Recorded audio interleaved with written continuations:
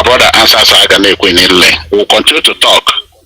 I will continue to tell you those things you need to know, and those things are not hard. We'll continue to expose the zoological republic and the atrocities of our politicians, our PGs, our governors, the saboteurs, and especially the foreign hand, the unseen hands. So without wasting more time, today we are here already. Some of our brothers have not entered. We're waiting for Mazi Alozie, Patrick, and probably Atarugo. But meanwhile, Mazi Alozie is here, Fearless is here, Aziz the Hot is here. All of you calling it the Hot Abatago here. Mazi Alozie, you called us many times. I will speak with you the Hot after the program, please, from America. Now we have to move. In the Hot, please. You know our topic today, and we are going to do it very fast, as usual, thing one. The topic we have to see today is politicians behind the unrest in the southeast. That's number one. You can't keep Biafrans, destroy their businesses, and claim you are doing it to free Mazi Kanu. And the third one is Nigeria government creating unrest in southeast to discourage Biafrans from bringing their businesses back home. And lastly, Biafra must not relent in the campaign for Mazi Alozie. We will continue to campaign, we will continue to cry, we will continue to protest as long as we have the power all over the world, both in Twitter, in Facebook, in all platforms. Mazi the Hot, please open the floor for us, and you take number one and number two, we move immediately. And then we'll mute your phone, please. Good morning, good afternoon, good evening, fellow lovers of freedom and friends of Biafra. My name is Mazi Alozie. I am a Biafran, and on this platform, on this hallowed platform of Radio Biafra, I see the Hot today, and so we all go talk. We are here because Chukwu asked us to come. We are here because we are the chosen ones, that generation that is choosing to restore that nation of Biafra. We don't have gun, we don't have bullet, we don't have money, but we have God. Because of Chukwu in our lives, we will restore our own nation, and nobody will stop it. And we will pray for Mazi Nnamdi, our leader. Long life. He will come out a strong man and lead us until Biafra is restored. And I thank you so much to Mazi Alozie, Mazi and all my fellow comrades here, Mazi Alozie, George Money, Fearless Evangelist, Mazi Madabu Chukwu. I say the Chukwu continue to strengthen us and give us wisdom, knowledge, and understanding. Discerning spirit to understand things that we need to tell our people, and to make our people, those that are listening, understand the reason why they should always key into this discussion and make sure that they listen and obey all the rules that is coming from this platform, because Radio Biafra is where we worship. I declare this floor open, and I say that all our brothers in this prison, Chukwu is going to strengthen each and every one of them. Mazi Alozie freedom is going to be the freedom of all of us. In the name of Chukwu.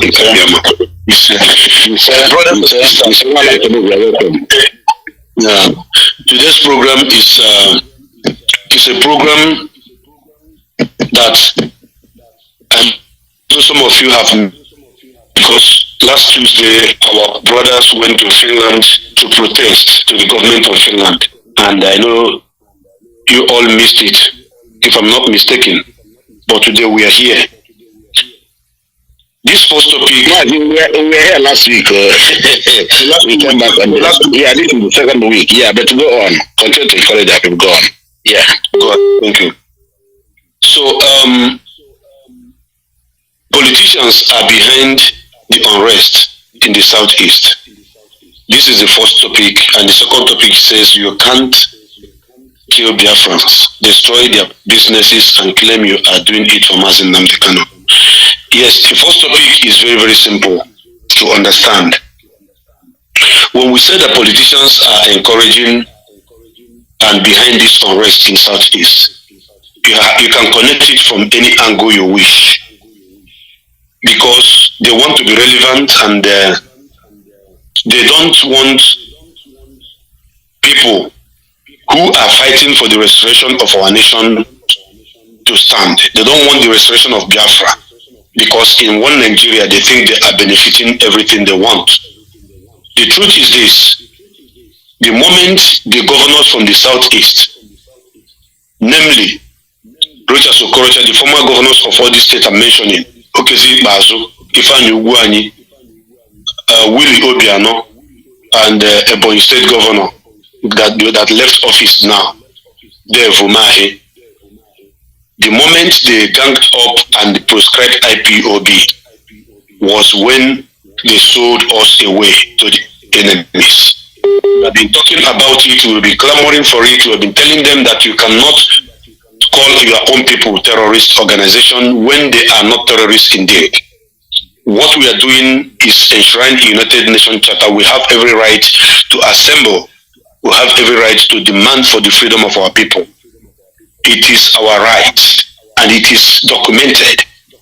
So the moment you people attacked us, terrorist organization, is the moment you create every unrest you see in Biafra land.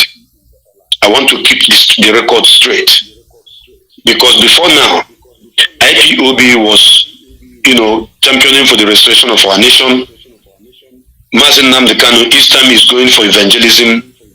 Sometimes you see up to 1 million people following Mazi Nnamdi, sometimes 800,000, sometimes 2 million. Ask yourself, after that march with Mazi Nnamdi, nobody will be hurt. Nobody will lose his pen. Nobody will lose his pin. Nobody will lose his mobile phone. There will be no picking pockets. Like it worked like magic. Everybody will go home safely without anyone being attacked, without any accident. That is to show you that Chukwukabiama hand is in this movement. And things were happening and moving smoothly until they want to stop Mazi Nnamdi, and they could not stop Mazi.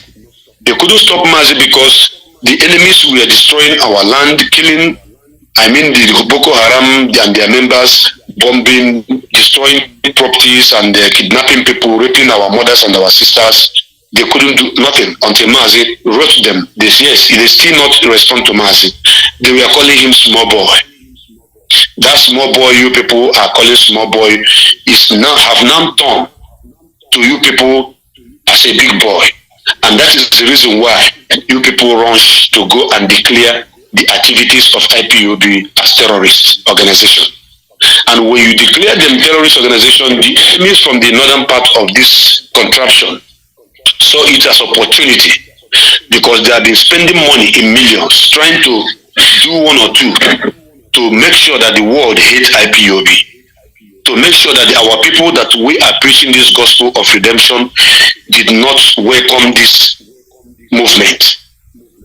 All the effort they have made to bring IPOB on our knees was in futility. It did not brought anything to the table. It all failed until they now tagged us terrorist organization. I want to remind the politicians that as a matter of fact, when they immediately tag us terrorist organization is when they brought Operation Python Dance. Then that Operation Python Dance began to dance and kill so many people. Now the enemies couldn't stop us after tagging us terrorist organization.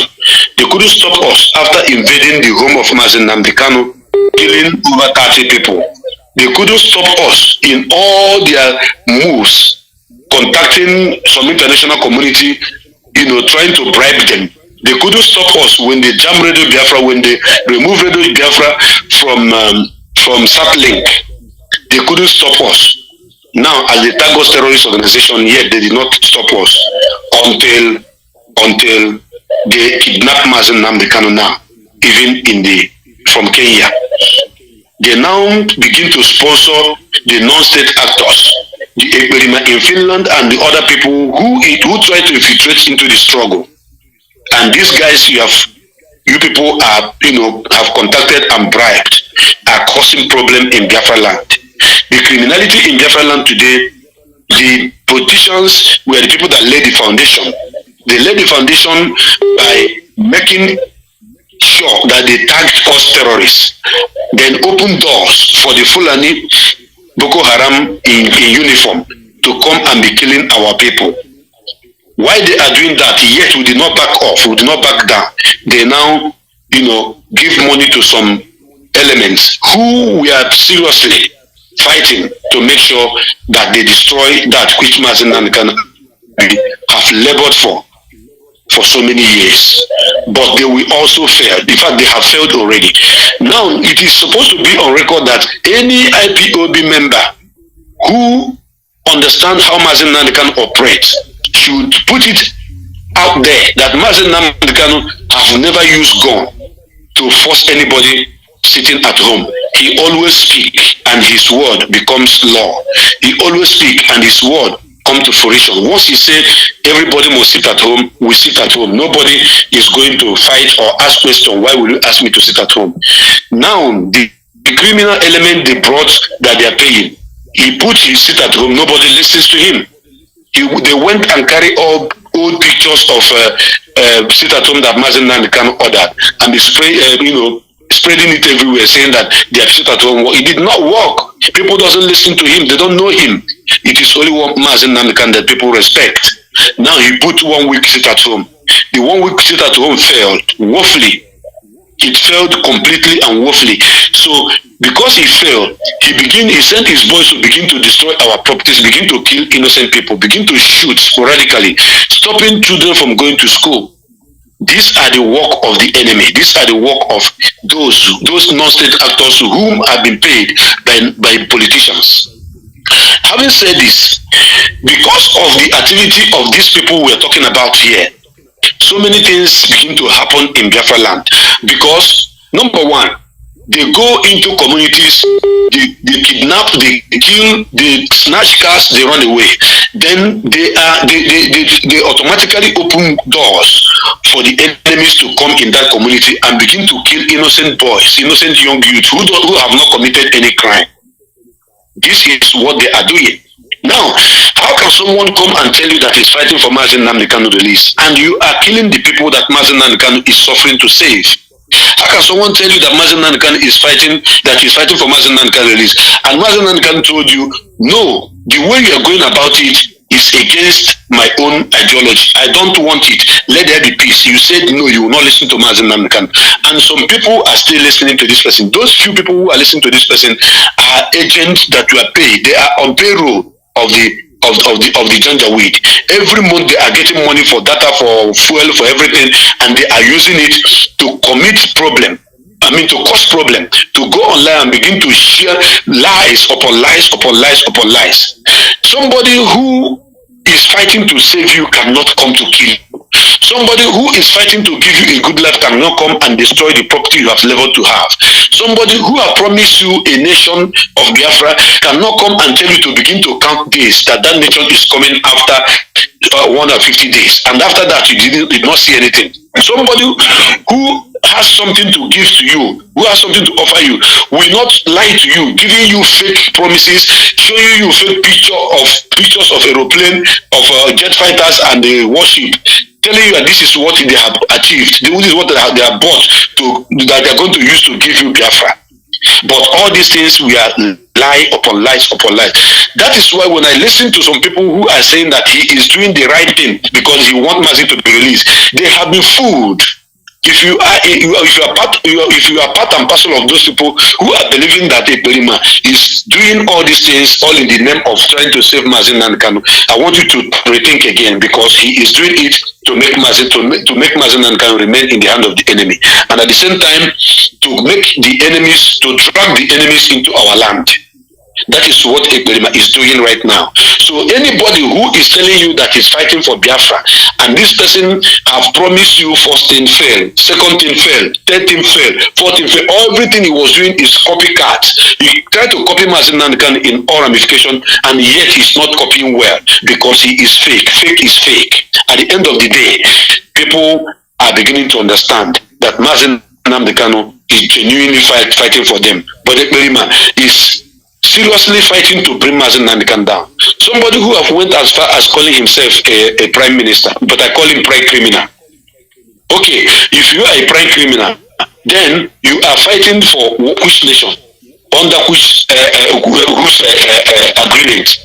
Who have you consulted? Mazi Nnamdi consulted all the chiefs in Ijoland.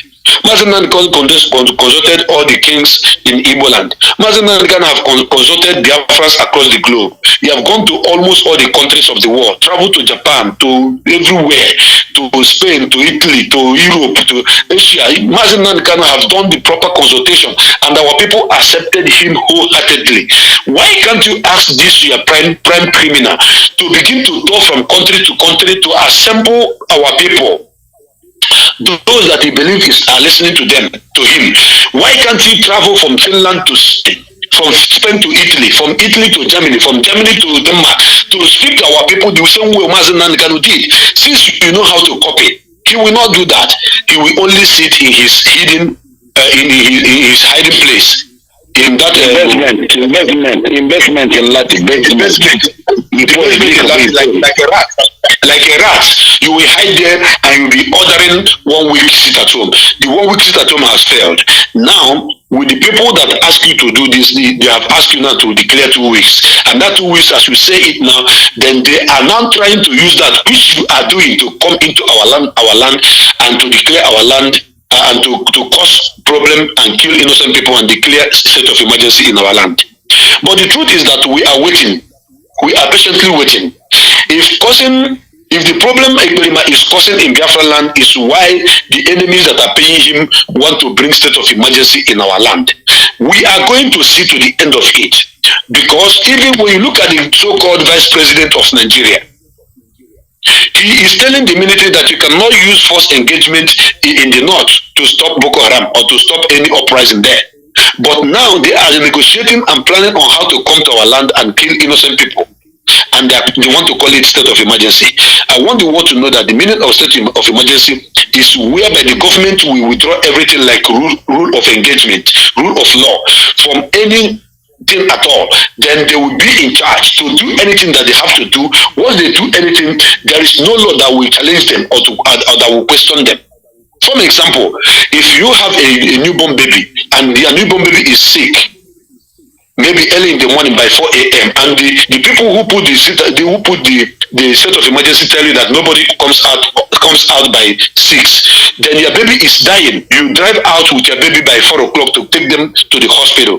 Then they will shoot and kill you because they tell you don't come out. And if you don't go out, your baby will die. So people should understand that this state of emergency that they are preparing to bring to our land simply means war. They are declaring war against the people of Biafra. It is war.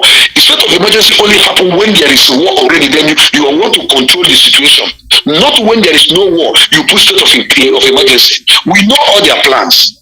So on this note, I want the world to take note that Mazi Nnamdi have been freed as a free person by the court of competent jurisdiction, and they should allow him to go. Let nobody continue to beg. To say, please, we are begging, release Mazi Nnamdi. No, we are asking that you people should obey your law. That is all I have to say for now, until I come back again. Thank you very much, Mazi. Yeah, thank you, my brother. State of emergency is out of war. But those people that are sponsoring, like you rightly said, the politicians, of course, Igbo politicians supported those who put them was among. This one that just left, Mahi was among, and Hanes and Igbo. That is where they don't see our Igbo businessmen here and there that have been burnt, but they want to beg. Mazi Nnamdi is not dead. He's a prisoner of conscience. What are they begging for? Mazi, you see what they are trying to do? It will boomerang in all of them. Because they are the people that paid the money to rendition our leader. They did not put that money together to develop Biafra land, build the road, build the schools, give us good life, common water. Look at the irrigation in Biafra land. What is happening in our Mambrana? They want what is happening in the so-called Niger Delta River Rhine to be happening in our place. But the bulk of the oil is coming in and Omambra, where they let the pipe. Take it to the high sea. It's foreign that are collecting it. No problem. Let them help them declare state of emergency. We are waiting for them.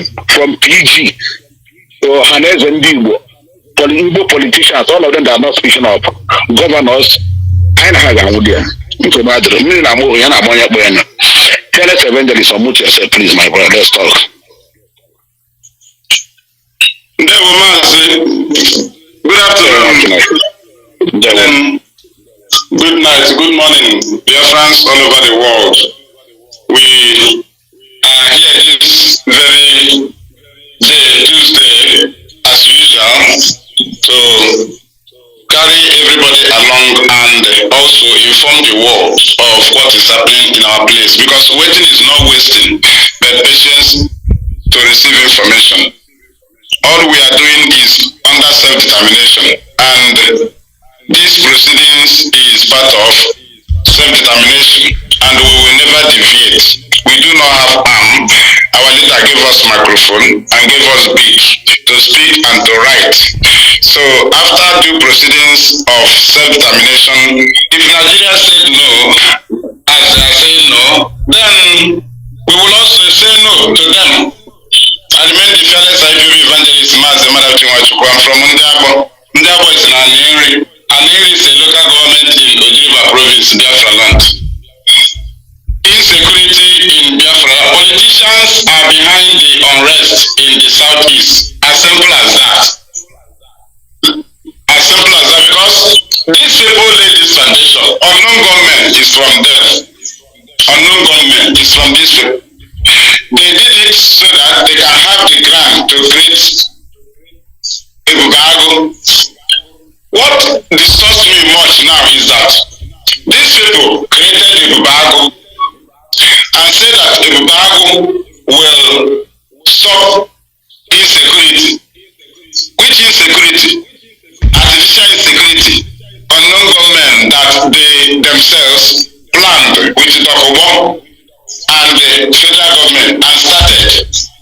Then they launched a Bugago. They say to stop insecurity. A Bugago have never caught any criminal. The duty of a Bugago is to kill citizens. The duty of a Bugago is to burn the houses of citizens. The duty of a Bugago is to go to meeting, to traditional marriage or burial and shoot everybody there. And the Igbo youths protested in different states against the Bugago. These governors did not listen. They didn't give a statement. Then what we're asking them now, what is the achievement of a Bugago? So a Bugago can be there and you are complaining about insecurity. That is to say, they are all behind this insecurity. From what they did in 2017 to kill Mazi Alozie, when we were peacefully following our leader, to Bulodia, to what is it called? To Owerri, to different places, nobody was killed. Now, even during our protests for freeing Nnamdi, especially 2016, there was nobody that lost anything. Even there are some people that people put their, this road side, these people that used to sell bread, mistakenly or provision. If people mistakenly push the table because of the crowd, the state leadership will come there and take note of anything. Anything. Even the person that push it does not even know what we are doing. Just join the protest. But we will go there and take record of anything and we will pay the person. Not that if it was intentionally done, no. Because of the crowd, the table may shake, something will fall down. We will pay. Talk more of bringing insecurity in our lands. This thing they are trying to do, we know that they are the people that plotted it. Have we ever seen them gather and speak about Fulani herdsmen terrorists? Because these are part of their weapons. Because they have sold our land off. If this place, they see it as a place they belong to, or that this land still belongs to us, these very politicians, they would have been defending here, but they have sold this place off to the enemies. So their duty is to be protecting their contracts by instigating violence in different parts of the land.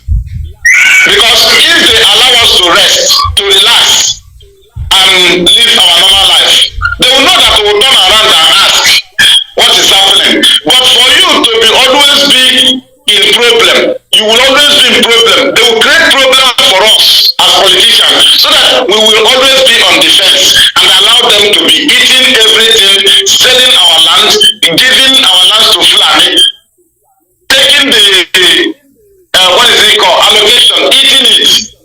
If we try to ask them what is happening again, they will set up another trouble. And this has been their pattern.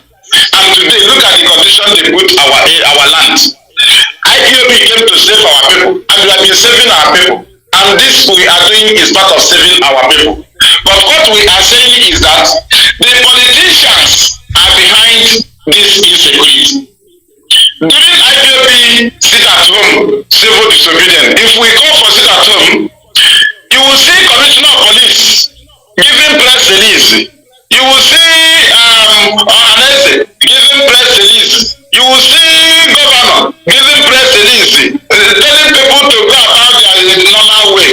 But this time around, when they have recruited their agents, knowing that IPOB cannot never fall in the trap of violence because IPOB is under chain of command, under command and control. As our leader said, one central command, one leadership, one coordination, okay, one directorate. These things have been working. We never deflated. So, as they have used people they want to use to make sure our land is unfair, and they have diverted it to IPOB, knowing fully well that IPOB is not involved. That shows that they are fully involved. If they are not involved, they would have been calling the names of those doing it because IPOB have been trying.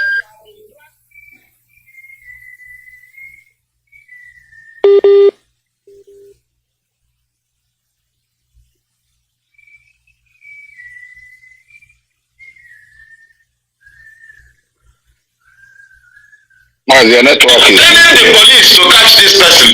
We never see the police bring out their time to say, okay, this is an authentic image from IPOB. They never use it. But what they are looking for are innocent people. They will get. If they catch them, they say it's IPOB. But we have been giving them information of criminals. Even we have been catching criminals. When we catch criminals, the news will not carry it. The next thing we see here is a news telling you they invaded IPOB ESN camp, but you see IPOB fighting criminality. So Ludo is our witness that IPOB is fighting criminality. Devomai is our witness. Ugwan is our witness. All of these people are witnesses that IPOB fights criminality. They are aware. If you ask Ludo, he will tell you. But all of them knowing that the agreement is to use the name of Africa to kill us. So they keep sponsoring any criminality. All their political talks are out to kill us. That's why they pamper anything. Imagine in Enugu State to tell you that all of them are involved. If they claim to be Igbo, how can a pregnant woman be killed on the 10th of December 2022 in the name of force at home by Simon Eka? Now, Finnish government sent an official journalist to come and take information and they do investigation and take information back to them. Let me cut it short. An official movement like that a country sent somebody to go and investigate. Do you know that after the investigation, as interrogation was going on, do you know that the governor of Enugu State did not give a statement? But this happened in Enugu, whereby foreigners came and took reports. How come the people that own the land did not condemn the evil? When the foreigners came to secure their image, the image of the country, Finland, but to the people it happened in their state, the governor did not give a single press release concerning a citizen of Enugu or somebody, is citizen of the state.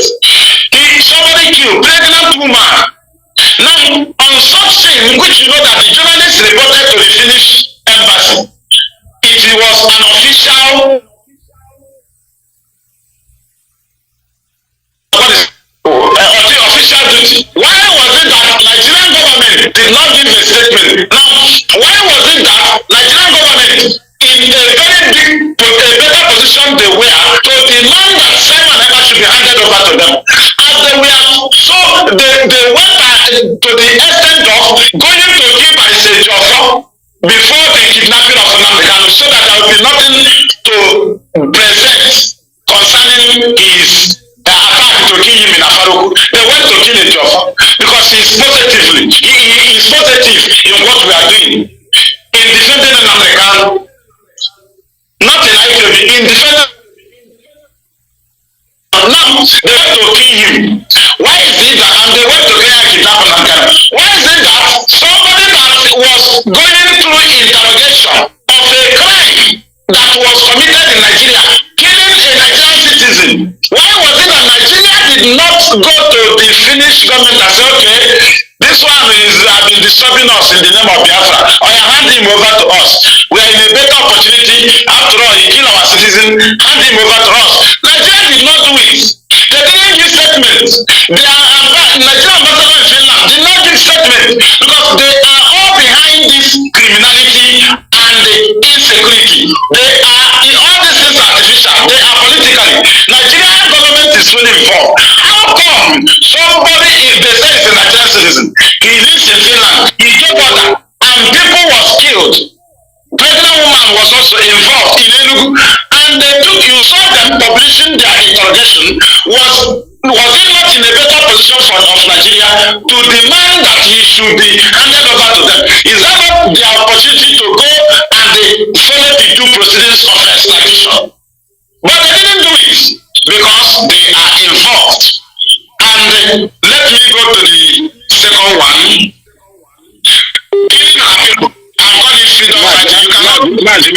Mazi, you have to take it fast, please, because we don't have time. This is okay, I will take it fast. The other one. You can't kill Biafrans, destroy their. This one of the things we have been saying. But this person, the government is using, is in Finland, killing our people today. People that did not do anything. It's the same person. I will read his tweet now. Simon Ekpa, on the 3rd of April 2016, when Ipob was peacefully protesting for free Nnamdi Kanu in Biafra land, without violence, no ESN, nothing. We protest peacefully. Look at his tweet. Those agitating for Biafra are miscreants. You can't be agitating at the same time disturbing people's businesses, and you call that agitation. But today, he is killing people, and people try to say it is okay because name of Nnamdi Kanu was involved. So if I use the name of Nnamdi Kanu to come and kill your mother, you will clap. If I use the name of Nnamdi Kanu to come and kill your child, you will clap. But you suppose someone to kill their fellow Biafrans that may even be deadlier than you tomorrow. Somebody that one thing can convince to join the struggle tomorrow. Had Ipob start killing people since 2014 come up? You that joined 2020, don't you know you would have been a victim? You that joined 2019, you would have been a victim. You that joined 2021, you would have been a victim. We would have killed you. But we don't kill. No politician have been killed. Our leader said no. People wanted to go. He said no, we don't kill. So how come people are killing our own? ESN saved our women, saved the bushes, the farmland. Our women went and farmed. And they brought their okra to market. And you come and destroy it. You say you are ESN. How come that you come and destroy what you have achieved? That is to say, they are doing it to blackmail ESN and Ipob. Thank you, Mazi. I'm dropping it here. Thank you for now. yeah, Ikan Patrick. Okay, Ikan Patrick is not here. Wada Chalugo, please, if you can take all of them at the same time because of the time. Wada Chalugo, please. It's 4 topics. If you can make them run them up, or you take 1 and 2 and come back later because of your party. Thank you. Okay, ndewo no umu Chineke. Ekene m onye ọbụla. Afa mbụ Wada Chalugo na-enwere adịgboroja Ada Mazi Nnamdi Kanu ụbọchị taata abịa ahịa nkwasị nka nkwọkwọtara anyị ha ka ihe nwe maka na sị na nwata tọrọ nke ya ọ bụla ajọ nwa. Anyị nwa bụ Biafrans anyị na-achọ nke anyị ndị Nigerian gọọmenti wee folu ntutu taa sị na ọ gaghị ekwe omume. But I'm sitting here n'ehihie wee na-agwa ha that is ihe ahụ ekweghị omume ọ ga-ekwe omume. Ifu Biafra onye ọbụla na-ezogharịrị ifu Biafra abịachaa na ka o si wee bịa. It doesn't matter how long o tekiri. Ọ kwefuru mmegide Ifula na-emegide anyị. Enwetacha na Biafra ka ọ ka esi wee nweta. Nke a bụ one thing ha ga-eji wee madat na that is na ihe ọbụla anyị kwuru na anyị ga-eme na anyị ga-eme. Ịma na ndị be anyị kwuru sị that na okenye ọbụla na-amaghị egwu a na aghụghọ. Geenụ ntị. Onye ọbụla pụtara na be anyị na wee na-asị gị that na this insecurity dị na be anyị na aka ndị ọchịchị adịghị na ịma na onye ahụ darụrụ ana.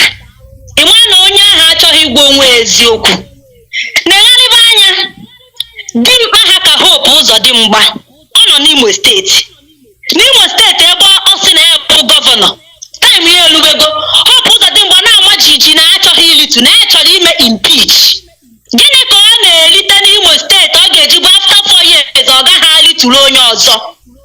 Ọ bụrụ na Hope Uzodimgba adịghị aware of ihe na-eme n'Imo steeti, ụmụ Hope Uzodimgba onwe nke nọ n'Imo steeti the answer bụ mba. Ụmụ all these politicians a niile kedu ihe ha na-akwado ha ji wee chịkọrọ ụmụ ha niile chisisia from Biafra land wee kpazie n'isi wee jide ụmụnne anyị na-egbu? Ịpụta isi m dat na people gọvanọ ga-anọ na steeti ebe ọ bụ gọvanọ a na-egbu mmadụ ọma nkwụpịm, ọ gaghị ekwu okwu, ọ gaghị ajụ ajụjụ. Ebe ha gbara anya tinye bụ n'ebe IPOB nọ. Maazị Nnamdi Kanu na IPOB na-apụ ndị ala. Ya bụ the gọọmenti that is ya bụ ọchịchị ha bịara echi anyị. Maazị Nnamdi Kanu na IPOB na Biafra. Ya bụ ja problem. Ana ya na be anyị nwafọ Igbo ga-esi mba fifiteli nata ọ gaghị adụ sefu be nne. Ka ndị ọnụma ụnụ onye adịghị sefu be nne ọ bụ onye ọzọ ka ọ ga-adị sefu. Onye ga-abata nne that is ọkpụrụ ọtọ enyeghị ekwu ihe mpi ọnụ ya na ṅụọ mmiri. Onye ahụ ọ bịa nwụọ ka ọ ga-aga adụ sefu. Ọ ihe m na-ajụ. Yes, insecurity adọ na be anyị. All these politicians anụnwa it is high time a ga-ewepụtara ha anya because mmadụ mụrụ ụmụazị a na-egbusisi. Ọ bụrụ na ha amadat na that is n'ojugo ha they should allow us to go because ị gaghị abụrụ ogbenye bụrụ amoosu. Ịnọrọ ị na-aga na-ebu nwanne anyị mana ị na-egbu anyị egbu. The highest enemy a ga-enwe bụ enemy within. Mụ na gị enweghị ike ịbụ nwanne ị na-alụ ka m mụ na gị anọrọ ofu ebe. They are responsible for this insecurity in Southeast. Anwụrụ m apụta na-ajụ that is a na-enegheri anya. Ịlụba na-alụcha ịpụta na-ekwugheri mana ịma ihe na-ego on. Ịnọ na Anambra steeti as a governor you are a na-egbusisi your people. Ịgba nkịtị ị na-akọgheri ịpụta ị na-akọ ogologo akụkọ agbaghị nkịtị and ụmụ gị anọghị na be anyị there is no how ọ ga-esi wee metụ your family. Ọ high time a ga-enegharịrị ndị anya because ọ mmadụ nwa ọgọdọ egwu na-ata. Nweghị ike ịbata na be anyị niile. That is gbago na Abuja. Ije na Abuja ụmụnne anyị niile na-eklem na ha bụ gọvanọ na senetọ ha eju Abuja. Jụọ m ihe ndị a na-eme na Abuja. Fulani na-enye ha strategies otu ha ga-esi wee debe anyị na-ekpochapụ ụmụnne anyị. Kedu ụdị ndebe ihe a? Everyday a na-akọ ofu akụkọ si sọsọ Maazị Nnamdi Kanu bụ ọnụ na-ekwunu ndị a wee sote so ili Maazị Nnamdi Kanu wee na-arụke na ihe ndị ọha na eze na-ezuzu. The last time I checked, eche nọ na-abụ onye kọtụ melu discharge na ọkiti. That is a na-ekwuta agbado ọkpa ebe ahụ si hapụ onye na kọtụ na-edischarge gị onye hapịa ndị ọha na eze jee ebe ahụ na-elu ugwu ha a na-ayọ Tinubu biko ka hapụ nwanne ha kọtụ discharge gị na-eme ya ọkiti. Ha jee ebe ahụ na-ada okwu. Ọha na eze jee na Abuja na-ada okwu. Ndị si na ha na-ekwuchitere anyị ọnụ anyị. Na anya ka ngwa m ụnụ ndebe anyị. Ọkwefu Biafra enwetacha na because ị na-anya fụdat na onweghị onye anyị na-ekwu akọ.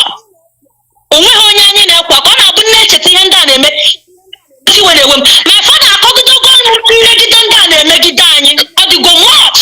Ncheta otu ọ na-agba m isi garaghara ndị amụmụ eme ihe efu ha na-eme. Ha amụmụ eme na Maazị Nnamdi Kanu sọsọ ya abụ ọnụ na-ekwu eziokwu ọ pụta obodo edelu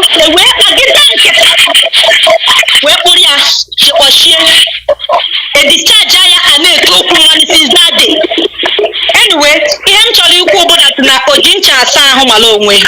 All these Eastern politicians it is high time a ga-enebala ha anya because that is mmadụ ya ha agbacha agba abata be nna na-etogharị ọ dịghị possible.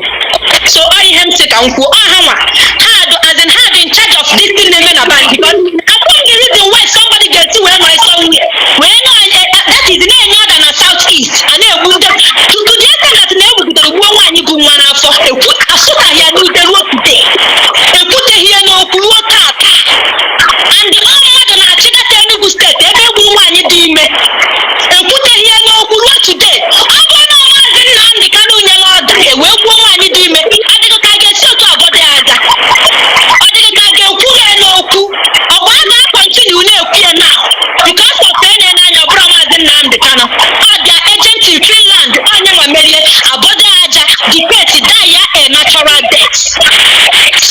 Anyway ọzọ dịka nwanne ya bụ number 2 ihe anụnwa topic Maazị Nnamdi Kanu onwe mgbe o ji wee si onye ọbụla jiri maka egbuo nwanne.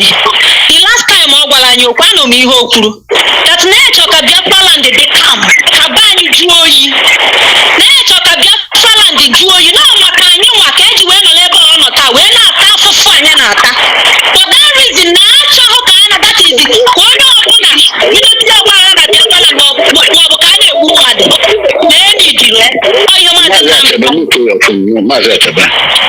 So upon the reason why mmadụ ga-eji wepụta kịta na nwe ejide ndị ụmụ nwaanyị na-agba mbọ na-etidi from hand to mouth ndị na-ele okro ndị na-ele ji ndị na-ele vegetable ijide nwa mmadụ ịmadata na onweghị ihe gbasara ikpe Maazị Nnamdi Kanu ije mebisia ngwa ahịa ọ kpọsalụ gbuo the people that is chụsịsịa ha n'ahịa aka nọ na-esi dat nọ maka Maazị Nnamdi Kanu n'ahịa mere iji achụsịsị ndị mmadụ iji egbusisi ndị mmadụ iji na-eme nka na-eme nke ọzọ onweghị mgbe Maazị Nnamdi Kanu ji wee sị gị ji egbuo nwanne gị because of nyanwa.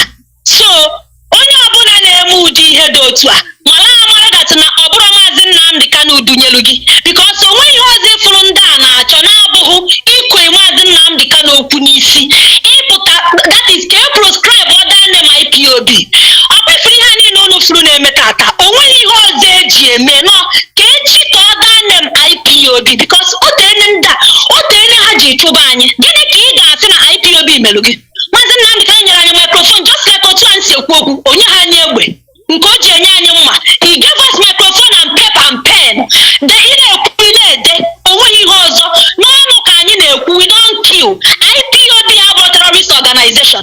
So amaghị m the reason why ha ji agbagharị ka ekonye anyị okwu n'isi ka afọ ihe a tụtara anyị n'aka ngwanenekwanụ anya ụnụ bụ enyi ụnụ n'ikpe Maazị Nnamdi Kanu ọ bata na Nigerian court bọchakọla aja bụọ ha n'anya because aka ede ọcha ị gaghị agbachi onye Chineke na-agbachuro o nwere mgbe ka ịgbachi onye Chukwu na-agbachuro ọ bịa na court ụnụ mebe ụnụ merie ụnụ tụrụ ugo that is ụnụ sizie na ọha apụ were ya na-ahịara ihere. So anybody na-apụta ka o dentie dane ma IPOB and the funniest thing bụ that na this criminal san nwee na-afụ all these politicians san nwere na southeast ha ncha niile dị evil. I am very well that na IPOB na aka anyị dị ọcha na this nonsense a na-eme na southeast Maazị Nnamdi Kanu must be released if no Maazị Nnamdi Kanu sit at home must continue if you did not leave Maazị Nnamdi Kanu as if na Maazị Nnamdi Kanu dunyelu ha and they know that it is not coming from IPOB or to come and see their news.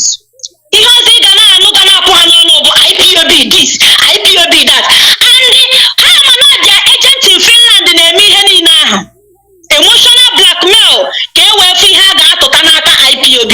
But I'm sitting here this afternoon to tell these people etele ogiri onwe ihe unu ga-eme anyị because ị gaghị etinye nwatakịrị ihe si anyị ebe n'akwa hapụ na anyị ka anyị na ebe unu achọghị cooperate with us allow Maazị Nnamdi Kanu to go. Nigerian courts have discharged Maazị Nnamdi Kanu and acquitted him. Nigeria must obey their own courts, as simple as that. Let these people obey their own courts and we are not begging them to free Maazị Nnamdi Kanu. Their own courts have discharged him. There is no two ways about it. They should do the needful, obey their courts and allow Maazị Nnamdi Kanu to go. That is where I am stopping it. So I will stand by to take number 3 and number 4 question. Thank you so much, Mazi. Atala ugana ya wana ntobo afro ozioma ị ga-apịakasị ozioma edu afọ oge na-adịrị anya ama na ị ga-apịakasị that idiot ndewe nwanne Maazị Paul Achebe, you just came in. You at work. Mazi Paul Achebe, you know the topic, take 1 and 2 immediately. If you can take 4 of them in less than 10 minutes, okay? Paul Achebe, can another person take on the steering now so that I'll find where to park it? Okay. Mazi Judge Money, on your bamba. Judge Money, or much yourself watching it.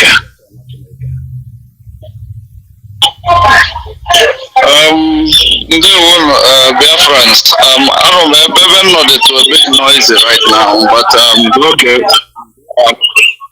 How about this? Okay, let Mazi Alozie take over. You come back, okay? For security reasons. All right. Mazi Hagim. All right. Mazi Alozie, please unmute yourself. Okay, Mazi. Thank you so much. Thank you. Yeah. So today I listened attentively while my fellow comrades were talking, and they spoke very, very well. So I want to use this opportunity to thank all of them for doing us proud once again. So the first topic says politicians are behind unrest in the southeast. Before I start, my name is Nicholas Ohage. Nicholas Ohage is a philosopher, an activist, and also a teacher. So I'm going to talk about our politicians and how they are behind what is happening.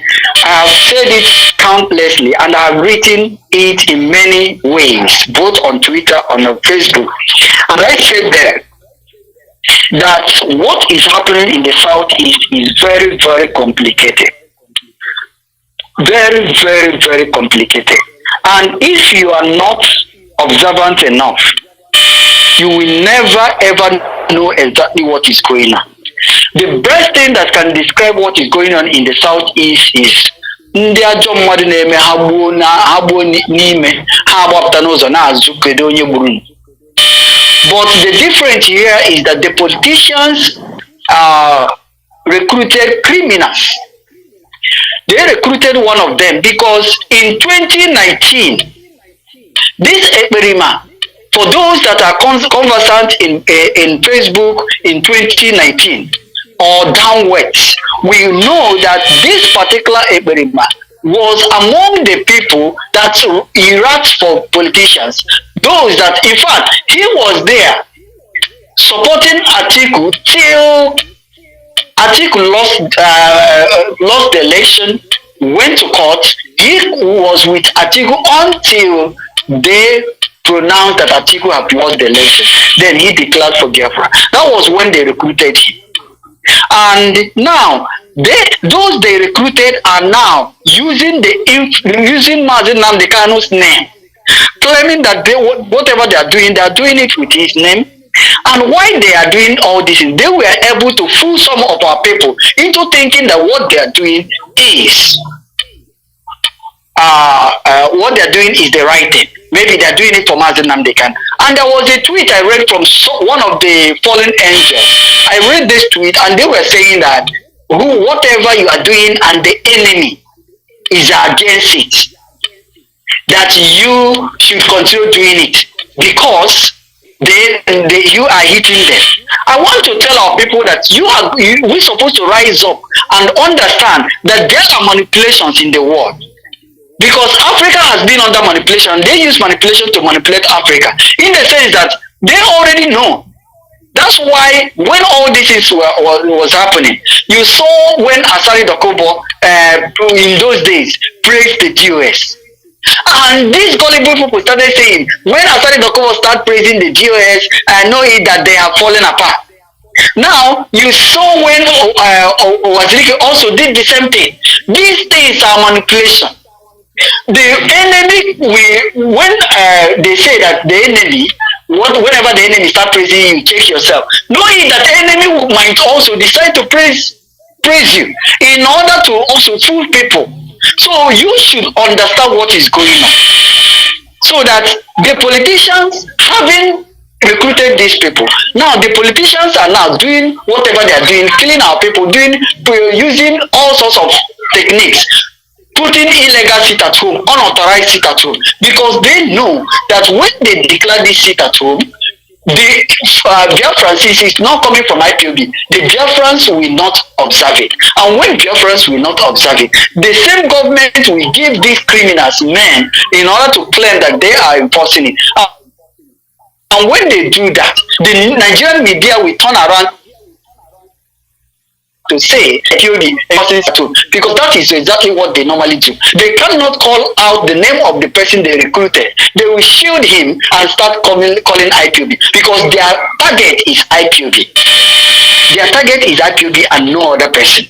So when we say that politicians are behind the arrest in the southeast, we know what we are saying. The unrest itself in the southeast is artificial. It is not just something, it is artificial. So they are doing all this. They have many things they want to achieve. Number one, they can, with it, they will terrorize our people and force them to start thinking, are you sure we are not going to stop this freedom? Number two, they are doing it to show people that you don't need to go back to southeast, because IPOB have been saying, go back to southeast and develop southeast. Now, how can we go back to Southeast? People might start asking. When you have BBC will tell you about unrest in Southeast, Vanguard will tell you about unrest. While when you look at it, people are still going to market in Southeast, everything, all these things. But yet they are saying all these things, shouting it on media. But when you go to the north, you will understand that the Fulani herdsmen are killing a lot of people, killing people. The other day in Benue, they killed a lot of people. Youths, littered everywhere in the village. Go to the corner, the ISWAP and the Boko Haram are doing their own, but every eye in the southeast, they are trying to make things out of where there is nothing. So Biafrans should understand the game they are playing. Number two, says you can't kill Biafrans, destroy their businesses, and claim you are doing it to free Mazi Nnamdi Kanu. I want to start this with telling Biafrans, most times whenever the lawyer after meeting Mazi Nnamdi Kanu comes out to put up a message, an update, Biafrans should endeavor to always read those things. Now, Mazi Nnamdi Kanu in that particular update said that he is worried over those that are destroying Biafra land, over those that are using a lot of using unauthorized sit at home to destabilize the Southeast, thereby killing the economy in the Southeast. This is coming from Mazi Nnamdi Kanu. But yet, some gullible people allow themselves to be fooled by these criminals, and they will fool these people in most times in the villages, especially in Olo and the virus. People in Olo and the virus has been fooled to the level that they are now woes unto themselves.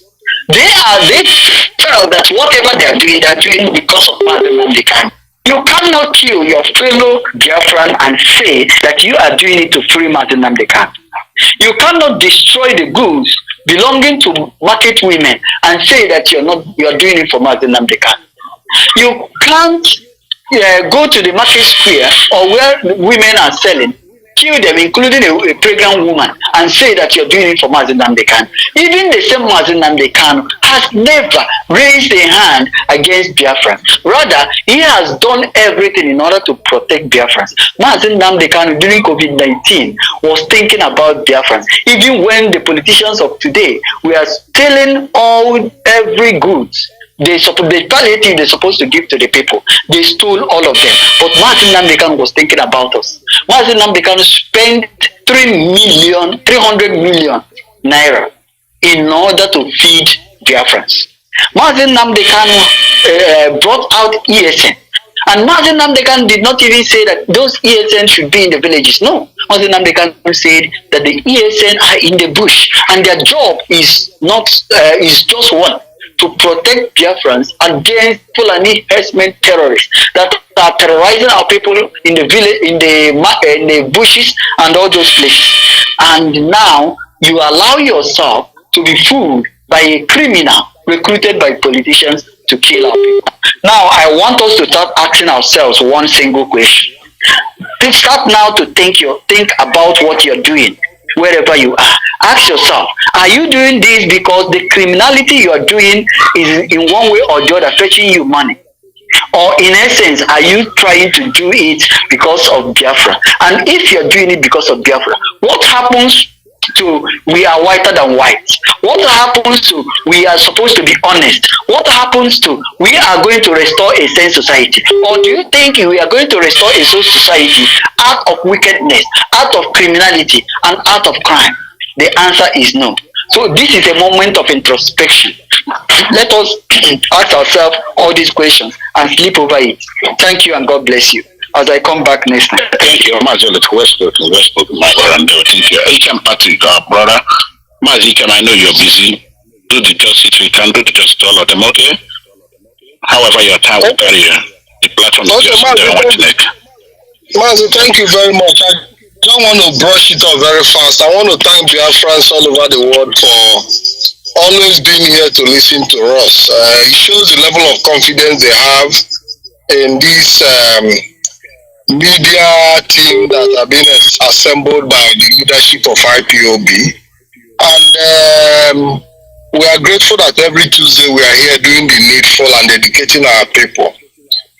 When we talk about the unrest in the southeast, the unrest is as a result of basically politicians who are benefiting in every ramification.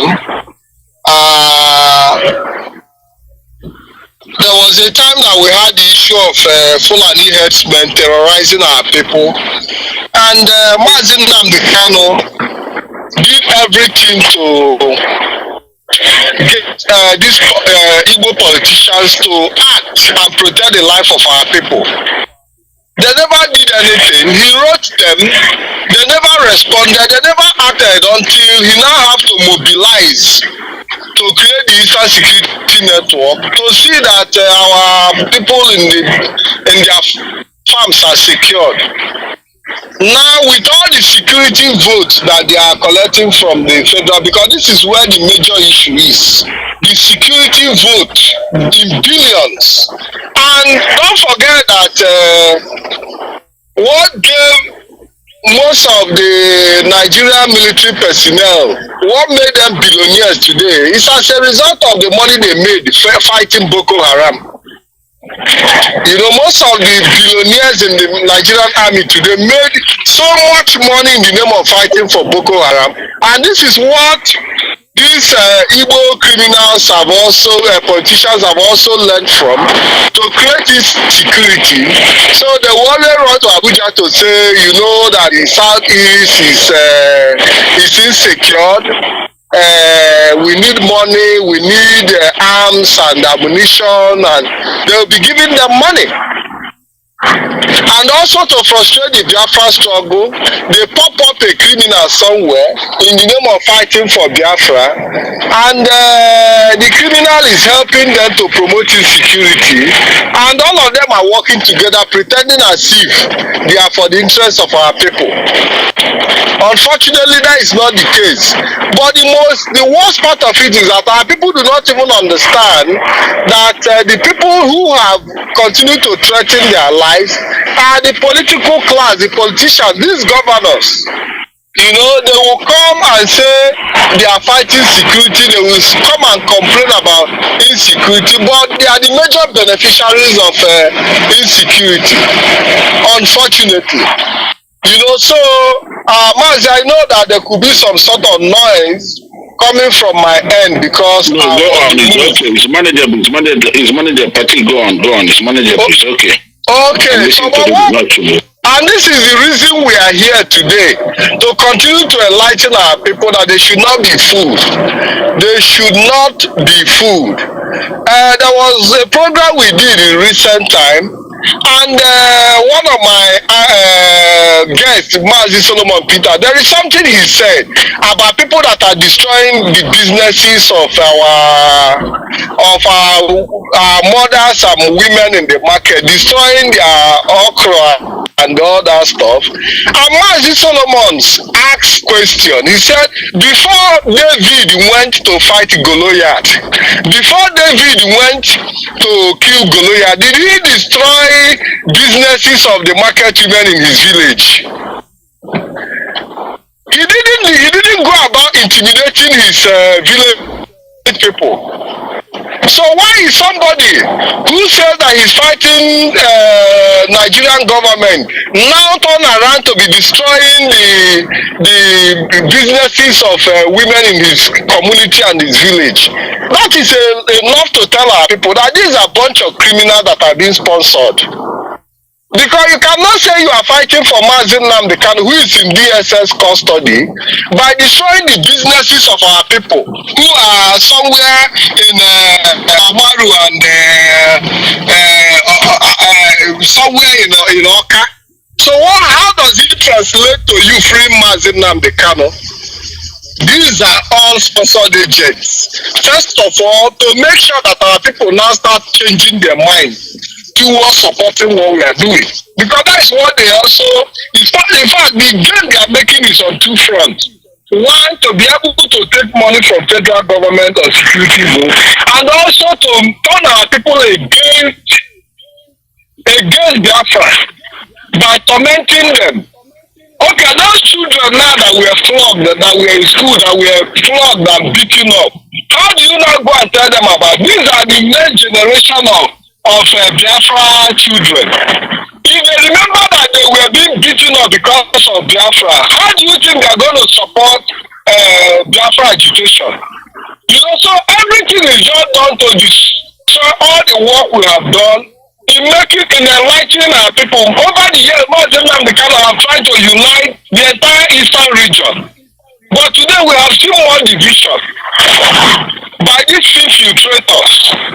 That is one of the things they are sent to come and do, to make sure that the confidence of our people in the struggle for Biafra restoration is removed. It is a very big blackmail. So the Nigerian government that are also doing all sorts of things. They do all sorts of things, and the campaign they have always had is that Biafra is all about killing and destruction and agony. That is the picture they want to paint. So anytime you remember anything Biafra, you remember agony. Anytime you remember anything Biafra, you remember pain. Anything you remember anything Biafra, you remember how your businesses were destroyed. Anytime you remember anything about Biafra, you remember how your relative, your brother or your mother was kidnapped. Anytime you remember anything about Biafra, you remember how your keke was burned. Anytime you remember anything Biafra, you remember how they set your taxi on fire. These are the pictures. These are the impressions. These criminals are set to come and create in the mind of our people. So when you remember Biafra, you will say, no, tell these Biafra people, now you start removing yourself. You start removing yourself. Now tell me somebody who maybe you took your keke, somebody that you took keke on hire purchase, and they bought this keke in the name of say they are fighting for sit at home for Mazi Nnamdi Kanu release. And this keke, even if you use your own money to buy it as an investment, you are using it to feed your family, to sustain yourself. And now, how can somebody come and tell you about Biafra? That is not what IPOB is. And that is why we continue to call the criminals out, because we cannot condone it. These are a bunch of criminals that are being used by the state to destroy the image of Biafra, image of IPOB. I will continue to fight them until the end of this journey. Mazi, I want to end my program here. I want to thank every Biafra. I want to thank all the analysts in this in this platform, and I hope that next Tuesday I'll be live with you again. Thank you very much, and God bless you. Yeah, thank you, Patty. One question before you leave. Patty, we were together in Lati and Helsinki, and Greek is happening at the opposite to where this idiot lives in basement. Did you see him? Did he come out? Mazi, there is no way you would expect him to show up. In fact, I was the one that covered the event that day, and I know the type of movement you were making to see if we could, but because at the end of the day, in fact, a lot of people have even called me since after that to say the deal, because the impression is giving the whole world is that we came purposely for him, we didn't go for him purposely.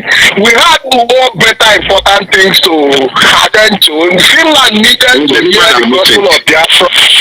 Yes, the message of Biafra, considering the fact that Finland played a great role during the Biafra war in making sure that the life of our people were secure. They sent us aid, so for me, I believe that going to Finland was achieve a diplomatic course, because trying to create the impression that we went to look for a criminal, just to go and see him. He's not relevant in the scheme of things, because when he keep telling his followers and the innocent Biafra who doesn't even know his criminal activity that they came to look for, he make him feel so important. But that is not the case.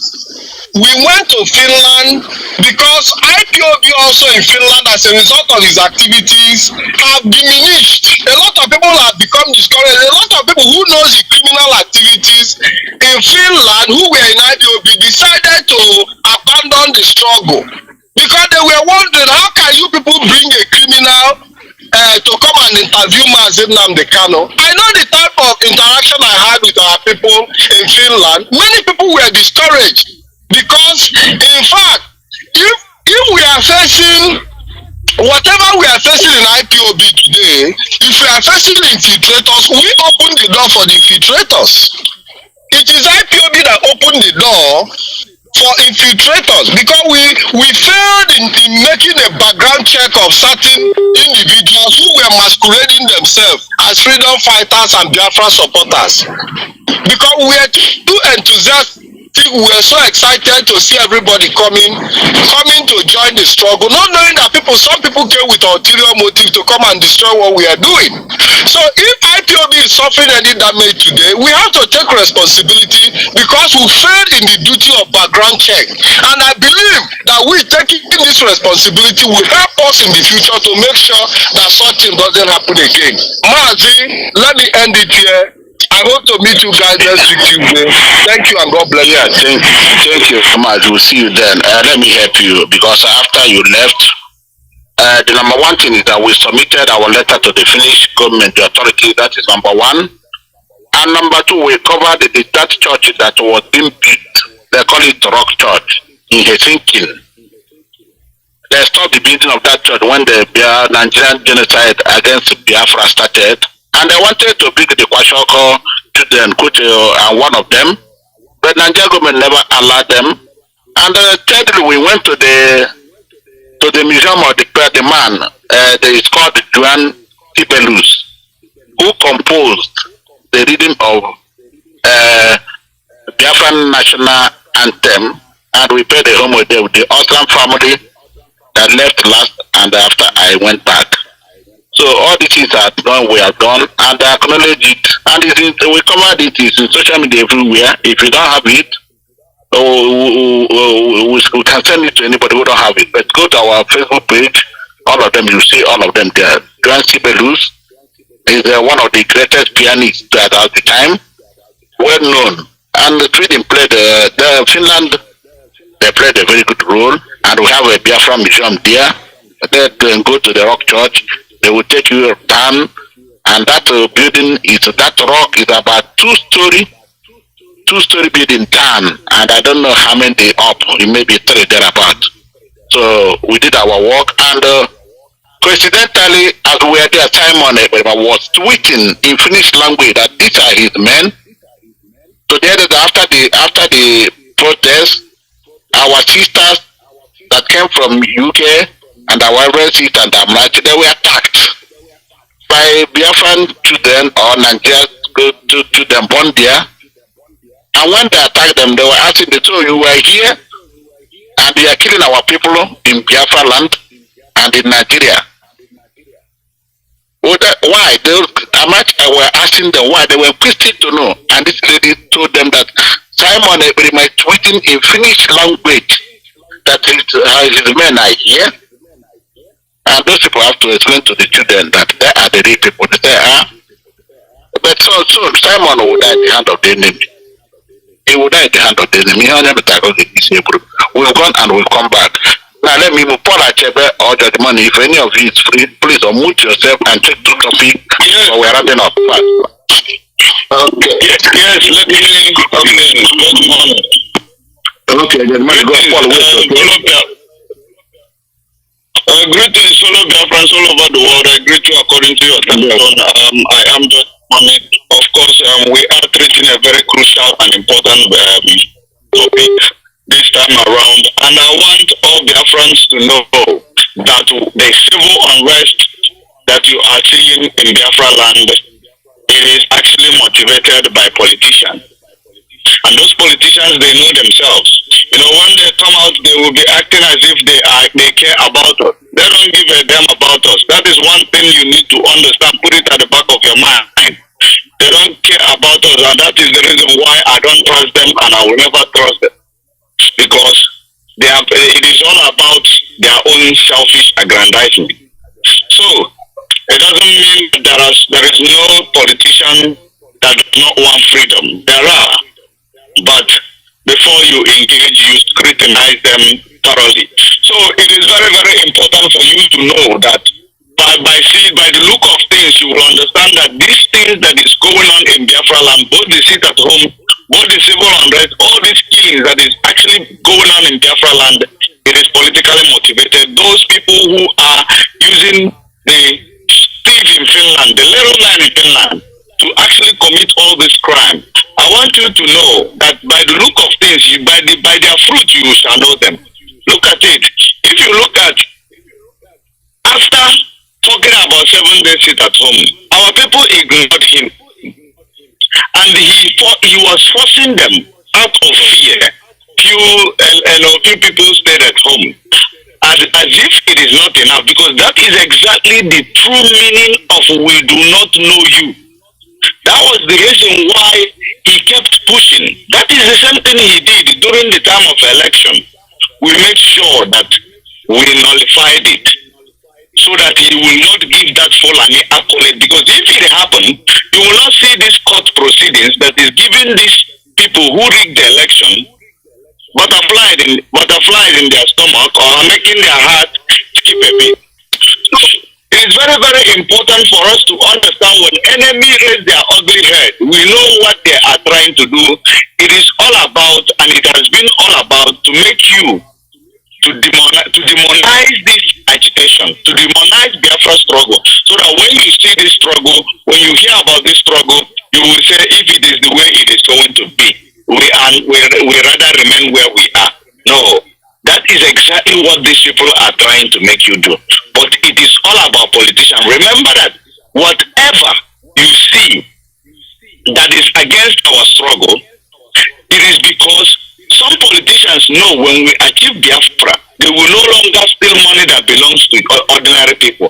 They will no longer take the money that belongs to service delivery. They will no longer steal the money that belongs to building of hospitals and other places, schools, where your children are going to go. So why do you think they will support you? They will play the game, which is so many of them that are being used by Fulani. Fulani is under British oligarchy, because British knows that they cannot control mostly the South, that they had to put Fulani Caliphate, the Janjaweed, to make use of them, give them power to army and police, so that whoever control the army and police control every other region. They give them power to control you and I. And we have risen up to say no. We will not be controlled by people who don't know themselves. We will not be controlled by people who hate us with passion. Now, actually started fighting for this cause, which is a just cause. Our politicians, who are the British stooges, who are the Fulani Caliphate stooges, such as Hokus or the Madevo Mahi, and some of the Ohanes and Igbo, they are playing a dangerous game right now, which is after perpetrating this insecurity and the civil unrest, they will now call for. Remember when they were calling for releasing Nnamdi Kanu, releasing Nnamdi? I told you guys, it is not about releasing Nnamdi Kanu. These people, if you check their timing, it is all about manipulation. And this manipulation is what they will always use to override everything that we have put in place that will help us to foster this movement. But it is now very, very important for you as an ordinary person on the ground to understand the politics, the game that these guys are playing. They are playing a very dangerous game, and now they are trying to militarize Biafra land. It is all about you denouncing Biafra. It is all about you saying that my child have died because of Biafra. My child have died because of these people who call themselves IPOB. It is all about it. That's why the news will always tell you IPOB this, IPOB that, because they can never be objective in their reportage. All these people are gang of thieves. Now they want to militarize the land of Biafra by discussing about bringing state of emergency to Biafra land. We are not begging them not to bring state of emergency. We are not asking them, we are asking. All we are saying is that all we are saying is that these guys, they should understand that when they bring state of emergency, I'll call you back now, I'll call you back. So whatever they are doing, they should understand that when they bring state of emergency, it has a consequences. So, because we will not watch them killing ordinary people on the ground who has committed no crime, when these people have not given us details of what a Bubago actually represented in Biafra land before even court disbanded them, knowing that they are a gang of criminals created by politicians. The same politicians are now going about telling you that it's insecurity that is caused by IPOB. Now they want to militarize the land just to take away your right to live, just to take away your right to movement, just to take away your right to do your business transaction. Because when state of emergency is declared, if you go against their order, which means you don't have media, if you are not informed about their order, they see you, they shoot like animals. No one is just like my comrade said, Darlington. There is no more rule of engagement. There has never been rule of engagement when when they go about. You saw the small child that they shot. They shot at in the name of they're looking for drug people. So all these things, when they bring these people in our land, it has consequences. They cannot kill our people, and those politicians will be dining and going abroad. We will stop them. We will chase them in abroad everywhere they go. They will never have peace wherever they go, including Biafra land. All these Ohanese who are in cahoot with Hope Uzodinma and all that, discussing on how to bring Fulani army of conquest to whom they have actually integrated from Boko Haram into the Nigerian military formation. Come and kill us. It has consequences, and a very, very brutal one, because we will pay blood for blood. It is people we will not fold our arms and see our people die, because we have taken it upon ourselves. We are ready to die to defend our land and defend our people who are defenseless. And I don't know if I should take number 2. Yeah, take number 2, Judge Moon. I don't know if you can take all of them at a time, do it. If you cannot take number 2, we start another 3 again, please, and close. Okay, and number 2 is about killing of Biafrans, destroy their businesses, and claim you are doing it for the sake of Mazi Alozie, which is the agent provocateur. There is no way you will say rising up to defend the people. There is no way you say you are fighting for the freedom of the helpless. There is no way you will say that your people are being marginalized, your people are being undermined, your people are being killed by the police, by the Fulani army of conquest. The same reason why when unknown government tell people kill the police and the army, then people will be happy because these people has been killing them flawlessly. Now you rise up to say you are fighting to defend these people, and you go about to destroy their lives and their livelihood. Who does that? That is not exactly, what we stand for. We stand to protect you that is under the influence of my voice. We have actually given up our lives. Some of us, we don't have freedom of movement anymore just because we want to protect you. Now somebody rise up and say, to protect you is to kill you. To protect you is to impoverish you. To protect you is to intimidate you. To protect you is to lock you up in the house. To protect you is to destroy the economy of where you are still feeding on from hand to mouth. That person could only be a Nigerian politician because that is their activities. If you look around it, you will know when you see their activities. Because these people, they are not doing anything to protect you. They are doing everything to make you give up the quest for Biafra restoration, and we will not allow them. The land of Biafra will chase them until they go to 6 feet where they have taken so many people. Thank you very much. Thank you, my brother. So much. MAP, Mazi number 1 and number 2, they will welcome. Ndewo Mazi ekene m onye ọbụla mgbede ọma Mazi werekwa Igbo ka akara ugwe na-agbari ndị be anyị na ịma na ede na-agbari ndị be anyị na-asụ eluigwe. Ndewo. Ekene m onye ọbụla nọ ihe, ekene m my fellow comrade ndị niile kwugolo okwu, ekene m unu niile. Ekenekwa the leader of IPOB in the person of Mazi Nnamdi Kanu. Ikuku apụrụ anya na-akpịa the breeze you can see. Nekene the leadership of IPOB DOS wee sị na ọ ga-adịrị anyị niile dịrụ niile na mma. Unu ga-adị ka echi maka na echi aga unu ga-azụkwanụ ka Kanu na ama na ka ahịa wee sị na ihe ọbụla ntinye aka ya na-aga n'iru wee sị ya mara anyị ma anyị ga-enweta Biafra na arụ isi ike.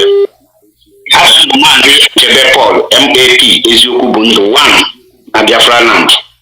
And the first topic here, politicians are behind the unrest in the southeast. And ngagbalie by iwacha nyazu near some of the politicians equal. And because and this no emotion, no event, no history.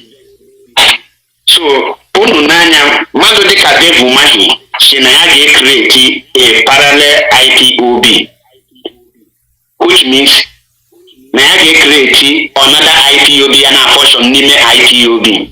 Mgo make that statement, some of us laugh and church mana omini yoku and obo social people like who oppose them and the rest of them kahania so we by this nkata. Now inanya na the unrest ige buzo the parallel IPOB oge create ke ihe ha ga-eji we na-eme kaga na azọ freedom ka ha ga na-emebi ihe anyị na-eme automatically ị ga-ama that na ihe ha ga-abịa bụ ime opposite of ihe Maazị Nnamdi Kanu chọrọ, ime opposite of ihe IPOB chọrọ, ime opposite of ihe Biafrans chọrọ, ime opposite make sure that na Biafrans ya daghachi azụ and make sure na ala Igbo ga na-agba yala na Biafra land ga na-agba yala ka o wee nwee ike discourage gị nwa na-abịa ka ị nwere onwe gị ka ị wee sị mba ọmụma na nnọ uchi ndị ilo ga na ihe nke a mụ na-afụ.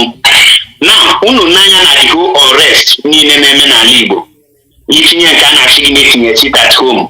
Ijugo onwe gị eche ka ihe kpata na ndị ahụ na-eme enforce the sit at home na ha enwebeghị any clash with ndị ebube agụ created by this hope Uzodimma and the devil money. Why na ha enwebeghị any single clash between two of them? Ọpụta na ụzọ ha na-abụ na-esi enwere ebe o ji wee jekọ. Ndị ka na-aga enwere ndị nke ọzọ ga-emiti ha ka ha gbagodo egbe ka e wee mara yes na ha na-abada alụkọ.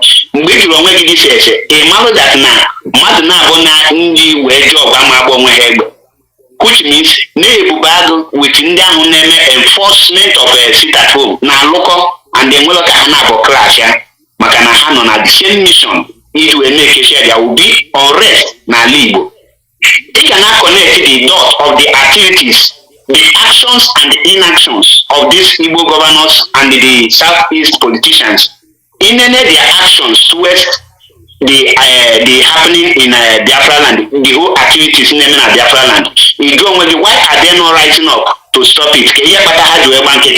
They know the solution. Malonat. Now all the solution on the towards this unrest with the freedom of Mazi Nnamdi Kanu. Instead of people that camouflage na hand a place bounty on any person not somewhere, why not use that power and they call on the government, demand, not I want, demand, make a demand, Mazi Nnamdi Kanu whatever honor, so that all the unrest they are pushing. Man, I do to know how are they behind it, know how and cause all these problems. That is why you have come and have a face the real problem and face the real solution. I have your mind anti which you have the solution. A man on natural solution, every solution in you can only look for solution where you don't know the solution. Not the solution. But hammer, once you see the solution, the thing will fail your atrocities. Once harder for that solution, the whole of their plans, evil plans against Mazi Nnamdi Kanu and against the poor masses of Biafrans will stop, because the freedom of Mazi Nnamdi Kanu will liberate the poor masses. The freedom of Mazi Nnamdi Kanu will stop any nonsense, anything like sit at home or all those things. The freedom of Mazi Nnamdi Kanu will stop any kidnappers or rapers to be using his name to be calling. And all these things can be the politicians, that is why no one any of them is bold enough to go for the release of Mazi Nnamdi Kanu. And automatically that makes them to be the behind of the every atrocities, all the havoc being wreaked in Biafra land. On how an response here, because na allow home mabulundis. On how a bundis and nam no. I will go any more here. I put that on your as a governor, your state, Okunabana your state. Can where he get party na Abuja, man Okunabana your state. Why need to hold the solution to equate to the Oku? You do a the solution, and why not Okunya with the solution? A cannot chop a solution, or for the generic to the out to Nemeliana, without any solution to Inapata, we have a big worship. All those people be because Ali will do a full reason to demand your freedom, a full reason to stand more strong, a full reason image will shaking. But actually because poverty can make you to sell your birthright. Because hammer with poverty, you can deny even your anything in my in the future. You can just say I better eat today or tomorrow will take care of himself. That is the difference between this OG and the Ndocha. And this again, the unrest in the southeast is when the parallel IPOB they succeeded to create. Can they have today? Can the activities of this parallel government? Can they have parallel government cannot be the leadership that is working with the Mazi Nnamdi Kanu. Parallel government cannot be the people that stand for Biafrans. Parallel government cannot be the IPOB themselves. Parallel government IPOB must be those that will imitate the fake one. They are like fake currency, always trying to be like original, but they are not, because they can never serve or have the qualities of the original. They will always try to stain the activities, to stain the image of original. And in the activities of those claiming to be called autopilot, you will see that these are the parallel IPOB, the table money and the and the Opo Uzodimba brag of, and these are the people they are using. That is why you can never see them mention his name in any of their statements. Have you seen Opo Uzodimba coming out to condemn the activities of the imbecile in Finland? You can never. You will only tell that the thing that home is affecting me. It's not affecting him, because no one all these myopic statements only making and keep for you to think that he is fighting for the Biafrans or for the poor masses. Election is on November, and he is trying to use those strategies to campaign for his own second tenure. And that gives birth to the second topic, because without the unrest, you can't destroy Biafra properties, because this first topic is what begot the second topic. And the inner I want you to like, please go to number 4 and talk about the release of Nnamdi and make a closing remark, and that person comes in. We are short of Okay. Now, the release of Nnamdi Kanu. Biafrans must not relent in campaign for Mazi Nnamdi's freedom. Yes, in line for that the reason Biafrans are whether for the campaign and for anything within their capacity, Mazi were protabona. The politicians and the infiltrators are trying to frustrate the Biafrans. Kahasi, Obuluzia no na kogadi, kai baziani me kai wetezi kai lidiona. Biafrans, the freedom of Mazi Nnamdi na wanaka, or the whole Biafrans naka. I demand that na the root, that root of Mazi Nnamdi bunda ona no law. Nda which makaha we no luni menga we lo no bachin ketata. And don't go accordingly. Ime yang hotok ime by Ijikatagon Bobuna the leadership in a directive. If follow in order. If we see infiltrate or something. If I were Twitter Tuesday and Onyobuna with smartphone, with your smartphone, you can call any part of the world. Send your message. He drop voice record. Open him a hockey there. Again at Twitter, he can put our brother Mazi Nicholas or Haji. Ndi good in writing and they make a gift anything. You can also copy it from them and paste it on your own. Tag the same people. You will need that if you use way there. Copy and paste is allowed. Then, if our people not in Biafra and Yamadatna, how call the Naka? Anything now, how and none of the root, that root of this very movement. Infiltrators by him, you must listen to everything.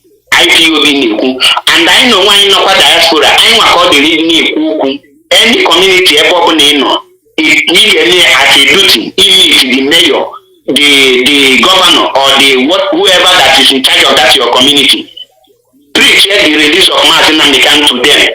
Then our there are so many good chief priests in a Catholic priest in Europe here. Meet them, forward your letters to them. From there, it can reach to the Pope. Keep on giving them letter every Sunday, different letter, the same topic. They will listen to you. It's another means of impact message for Mazi Nnamdi. And I can keep on hitting on Nigeria government to obey their court because Mazi Nnamdi have been discharged and acquitted. You need to release Mazi Nnamdi because he is already released. Let them obey it until I mean if you can't on one voice. But the whole Biafrans in Tikolakon, Tinyon, Ufuku, it can put that the pressure will be too much to Nigeria government. I push it the name the bloggers, some people normal directions, or we go Hakahanatu, and another thing to our people do that now. In this issue of Mazi Nnamdi, only one mission the Nigeria government, and that mission, I am a chance. The mission will frustrate the moment he can go the moment she needs a message, you have given credit to Nigeria government and infiltrators. The moment you abandon Mazi Nnamdi, the strength of Mazi Nnamdi on me and you, can either blow our efforts. Ma na gwa Biafrans na I mean oge rugo mba ige we binye n'ike na ebube speak with one voice action up na ige take ka take enya once and for all we sinya mala niile mma akambokwa manu nu nwoke Mazi Akebekor ndewonu. Yeah, thank you. One that because what we are taking now, we are taking only number 4 topic because the other ones are almost empty. In 2 minutes I make a close remark. One that please over to you. Okay, ndewonu once again. Because number 4 topic bụ ka anyị hapụ ịda mba n'ihe gbasara ikwu okwu gbasara nhapụ a ga-ahapụ Mazi Nnamdi Kanu ka onye ọbụla hapụ ịda mba. Ihe m chọrọ igwu ụmụnne anyị tata bụ ka onye ọbụla kele ajụ n'ume kwechiri na Nwada Achalugo ekwechine Mazi Nnamdi Kanu na onwe ya ekwechine ikwesịrị ikwechiri ebe ọbụla ị ịnọ kpụrụ Maazị Nnamdi Kanu n'ọnụ kpụrụ Nigerian gọọmenti n'ọnụ ha mee their own court obey ka a hapụ Maazị Nnamdi Kanu ị nọ na social media ka ị nọ ebe ọbụla ị nọ mana Twitter every Tuesday make it as point of duty kwelu n'ihe ị na-eme kpọọ ya ọrụ kwelu n'ihe ị na-eme ije na Twitter na-edechi ka ike agwụna gị maka na ọ bụrụ na ọgụ maka eji ike agaghị agwụ Maazị Nnamdi Kanu ikwu okwu ka a hapụ gị so ị nwere ihe ahụ ịmadat na Maazị Nnamdi Kanu ga-eme ka ịdụ free mebe ya ka a hapụ ya ka ndị a mee their own court obey because ndị ọha na eze ndị Igbo a nụrụ dat na ha jere na Abuja daba ada okwu jee ebe ahụ na-ayọ Tinubu ịmadat na ọbatabe mgbe discharge Maazị Nnamdi Kanu ihe ha kwesịrị ije ebe ahụ bụ ha ruo ebe ahụ asị ya hapụ Maazị Nnamdi Kanu gwa kọtụ ụkwụ meenụ kọtụ unu obey ka dis man na onweghị ihe anaghị ayọrọ ya biko so itinyewu ije ọkpa tinye okwu ọnụ ka anyị kwuba okwu a maka na ị na-anya efu na enweghị onye anyị nwere anyị enweghị lida sọsọ Maazị Nnamdi Kanu ka anyị ji aka and anyị ji oyi ndị anyị anara anya so bikonu ka onye ọbụla jisie ike ka onye ọbụla pụta ike agwụna gị adọjizi na edobezina ahụ na ọ gbasara gị ọ gbasara onye ọbụla Maazị Nnamdi Kanu bụ nwanne anyị ebe ọ bụ na ndị politishans ha ncha daa n'azụ ka anyị pụta na anyị bụ mmadụ onye ọbụla kwuwe okwu site iwe ọnụ n'okwu ndị ahapụ Maazị Nnamdi Kanu ha mee kọtụ ha obey let Nigerian government obey their own court and allow Maazị Nnamdi Kanu to go because their own court have discharged him so bikonu ka onye ọbụla pụta on this note ihe m na-ekwu bụ ka na a ga-ahapụ Maazị Nnamdi Kanu maka na ebe ahụ ọ na-abụrụ be nne and onweghị onye anyị na-ayọ biko oge aga na mgbe anyị na-ayọ biko ọ mgbe anyị amaghị ama ka a na-agba anọkata asịba don biko kịta anụ anyị amaghị aka nri from aka ekpe anyị so bikonu ka onye ọbụla maka a sị na agbakọ aka ọnụ nyụọma mmiri ọgbọ ụfụfụ ụmụnne m na ụmụnna m ọ gwụcha ka ọha anyị n'onu tata mụ maka aka na-akpọkwa nwaada Achalugo na-enwere adịgboroja ada Maazị Nnamdi Kanu ngwanụ ka emesịanụ. Thank you. Mazi Alozie, please. That's number 4 topic in 2 minutes. And you're closing the mark. Mazi Alozie, are you ready? Okay, I'm ready, Mazi. Go on. Okay.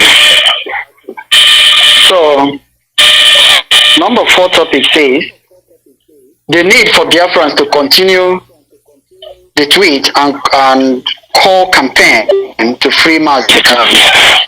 So we know too well that the reason why we are doing what we are doing today is because of God, and secondly because of Mazi Nnamdi Kanu. And Mazi Nnamdi Kanu, Biafrans should know that Mazi Nnamdi Kanu is the most important thing in our struggle for the freedom of Biafra. So every Biafra should put hands on the desk. Whatever you are doing, make sure that you are contributing one way or the other to the freedom of Mazi Nnamdi Kanu.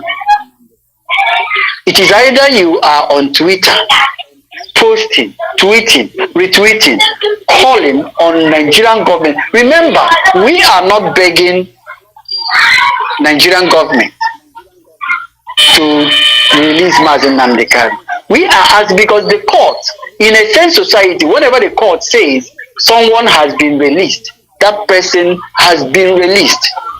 That is the hallmark of a sane society. But here in Nigeria, the Court of Appeal have asked Nigerian government to release Mazi Nnamdi Kanu. What did they do? They went back to the same Court of Appeal and asked for stay of execution. And you know that it is unconstitutional to do that, because that is the same court that have already given judgment. So now Biafra should understand that what we are facing is not a sane society. So that's why we must urge everybody to continue doing the needful. Remember that Mazi Nnamdi Kanu said that if you are not on Twitter, you have not started. If you are not on Facebook writing about the freedom of Biafra, you have not started. If you are in abroad and whatever you are doing, you don't care about the freedom of Mazi Nnamdi Kanu and also the freedom of Biafra, then you have not started. So I urge every one of us as I drop the baton today, I urge every one of us to continue doing the needful. Don't allow anybody to manipulate you. Don't allow anybody to put you in a state that you will start causing confusion instead of doing the right thing. So as I drop here, may Chuko Kikabiyama continue to bless us as we continue to strive for the freedom of the incorruptible man, the one that called us together. Thank you and God bless.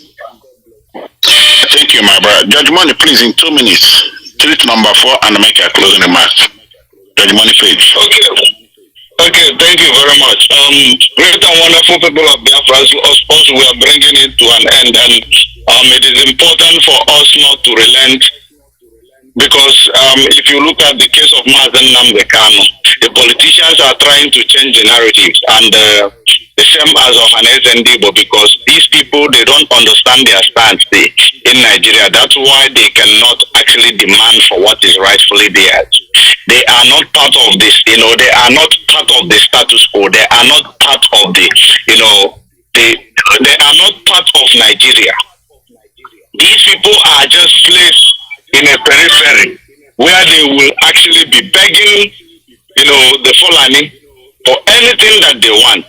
Now, to the extent that they have seen that Mazi Nnamdi has been released, discharged and acquitted by the court of competent jurisdiction, they decided to undermine that acquittal given to Mazi Nnamdi by the court of competent jurisdiction, and they are going about telling the executive, please release Nnamdi to us. Who are you? Who are for Mazi Nnamdi released to you? And all these governors who are saying release Mazi Nnamdi to you, for what? Who are you? Are you a justice system? The justice system has released this man. Then why are you holding this man captive in the name that you are begging the executive to release him? So, who are you actually trying to deceive? Because what you are doing is actually trying to nullify the decision of the court of a competent jurisdiction. If we do not have a justice system in Nigeria, why don't you guys tell us? Because if you look at it, what these people are doing right now, you will understand that Soludo, you will understand that P2B, rather, that what P2B is doing in court, it is a waste of time. If they cannot stand in the right of, the discharge and acquitted given to Mazi Nnamdi to ask Nigeria government to stop these delay strategies, delay tactics they are using against the innocent man and release him, you will know that P2B is wasting his time, because Tinubu is waiting for him in Supreme Court. The same thing you are seeing within Nnamdi is the same thing you will see. These are people who are calling for Igbo presidency, but they do not want to make court to work. They don't want to advocate for justice system to be in place, to work, to be independent in Nigeria. They want the justice system to continue to be manipulated by the executive. Yet they say they are in court, fighting for their mandate. I'm going to leave it here. Mazi Nnamdi is a free man. It is up to the court, Nigeria government, to say we are letting him free because the court has let him free. Thank you very much. Yeah, one mother, you did wonderfully. Judge Money, we meet next week again. Fearless Evangelist, Mother Batuku, please, in 2 minutes, talk to Biafrans. Thank you, man. Our people should continue on demand for free Nnamdi. Why we are saying this is because Nnamdi have defeated them. They are the people that first brought out presented to the world court, thinking that IPOB will say no, we don't want court. They don't know that the court is our house. After all, we are fighting under self-determination. In self-determination, you will go to court because you will be in detention. In self-determination, you demand for a freedom. So when they presented court, they thought we will go on violence, which we have not been in violence of any kind. If we could not be able to be violent when they came to kill Nnamdi Kanu. Nnamdi Kanu did not give us order to kill. In Afaruku, how come will be violence now that Nigeria committed the offense of extraordinary rendition? So you continue to demand for freeing Nnamdi Kanu because it is our victory. The victory did not come easy. It was a hard-earned victory in the court of Nigeria. What we are against now is people that try to change this very narrative.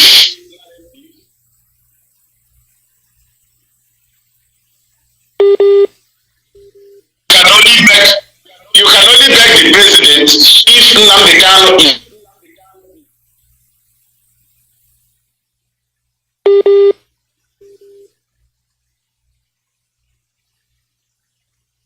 is in life imprisonment or even awaiting trial. You can go to the executive to decide when the judgment have not been given during awaiting trial. Now this ones, if being convicted, you can go to the government, you ask for amnesty. Nnamdi Kanu is not a kobo that you give amnesty.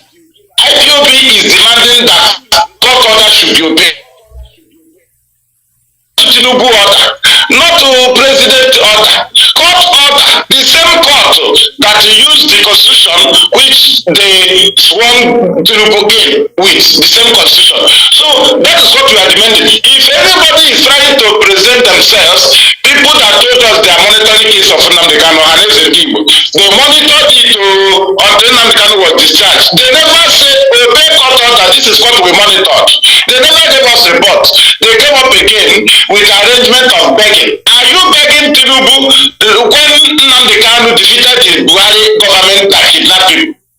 Tinubu should not be begged if you think you are part of Nigeria. How can Ohanese and the governors from the east, they think they are part of Nigeria? They cannot challenge their government. I think Nigeria is their own. Then tell your government to obey court order if you are part of Nigeria.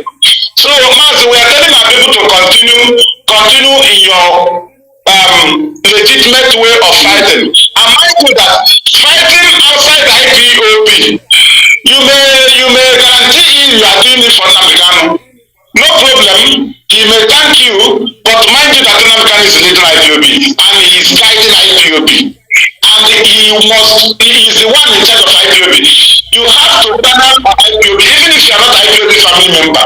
Follow IPOB instructions. That is where you can only fight with Nnamdi, where you can fight alongside with Nnamdi Kanu against the enemy. Matakwa na onye na-emeri bọọlụ a na-alụ ịlụ ọgụ aka sụrụ bọọlụ aka sụrụ goals gị goal anyị nyere ebugokwu ibu ọ dịkwa isi let us defend it. It's better na anyị nọ na defense karịa anyị nwa ịrush ndị a ewere defense anyị nye anyị equalize. Thank you, Mazi. Today what do you choose?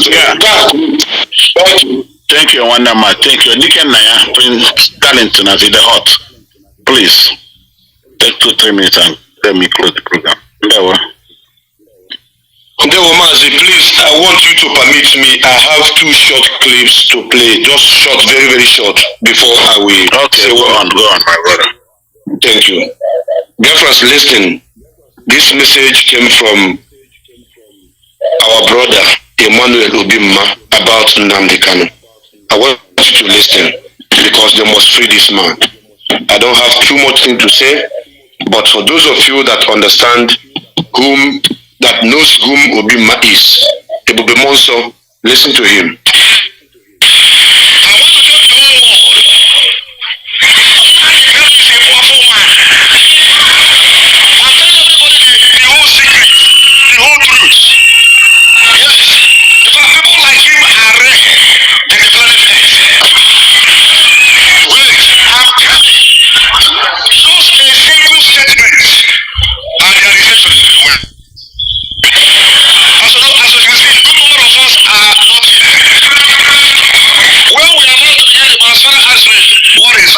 And I said, what? Nnamdi Kanu statement. Just a statement. Sit at home. Sit at home. Education everywhere. I want to tell somebody here, there is a spirit behind this Biafra.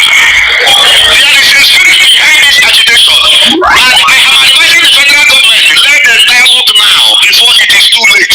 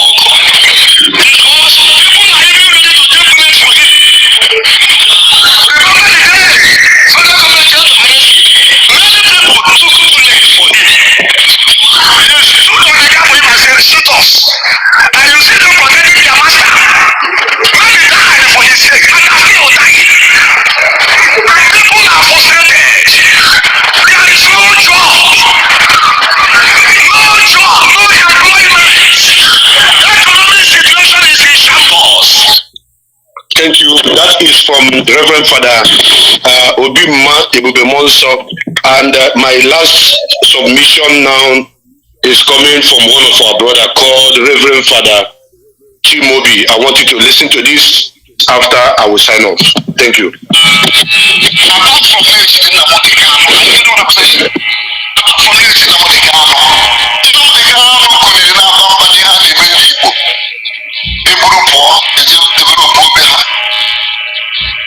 Ndị nwe ihe a na-ata afọ, ọchịchị kwere ego Igbo aka. Dị nke ahọrọ ahọ ma sineti niile sụrụ n'Igbo chụbadị na nwa ọhụrụ. A na-akpọ anyị n'Igbo esoghosi. Ọ bụrụ si na anyị esogho ndị Igbo, akpọrọ na anyị ka anyị ha. Anyị na-eso asị ya. Kedu Nnamdi Kanu eji ya na nga? Eche ihe ọ Buhari. Ndị Igbo ihe ọ Buhari si a hapụrụ anyị Nnamdi Kanu si oke ya ga-ahapụ ya mana ka kọt decide ya ibe ya eje na kọt.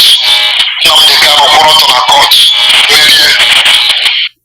Kedu ihe ejisi gọọmenti Naijiria ime obey their own court order? Ọ ma ya ọdị na mmiri o stop self. Ndị ọma they should release your man. Ọ maka na ha fọrọ ndị Igbo n'anya ka eji hapụ ya maka abụ n'ọdị ejiji eji ya ka eji na-agba ihe a na-agba n'ala Igbo.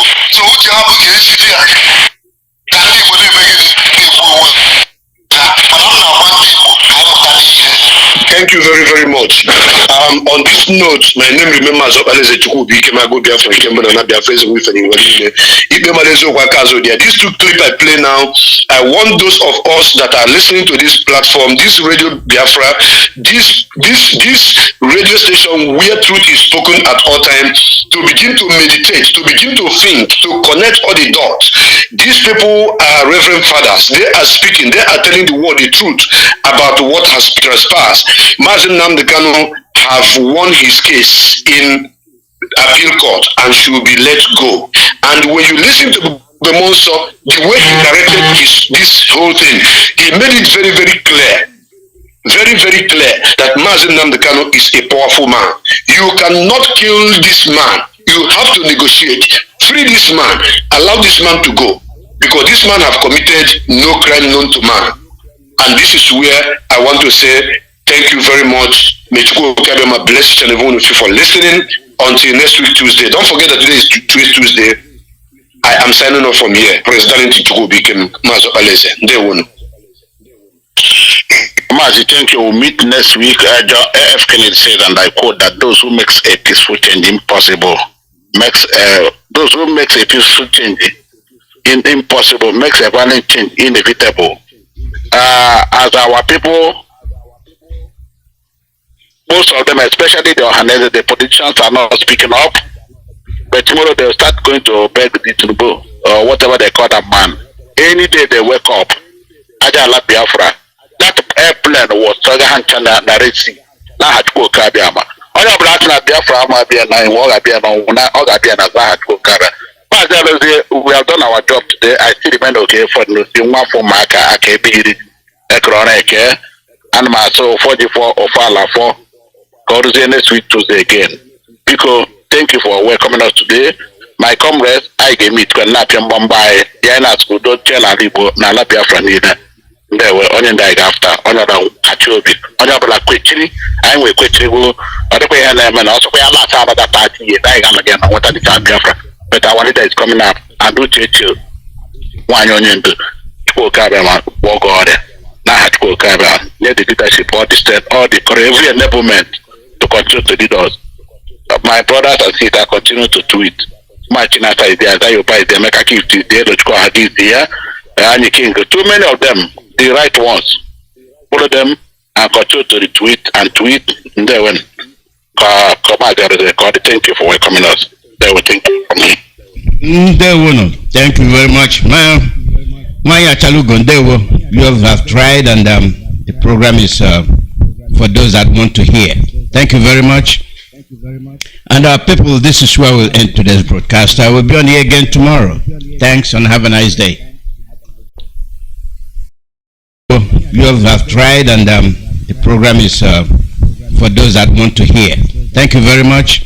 And our people, this is where we'll end today's broadcast. I will be on here again tomorrow.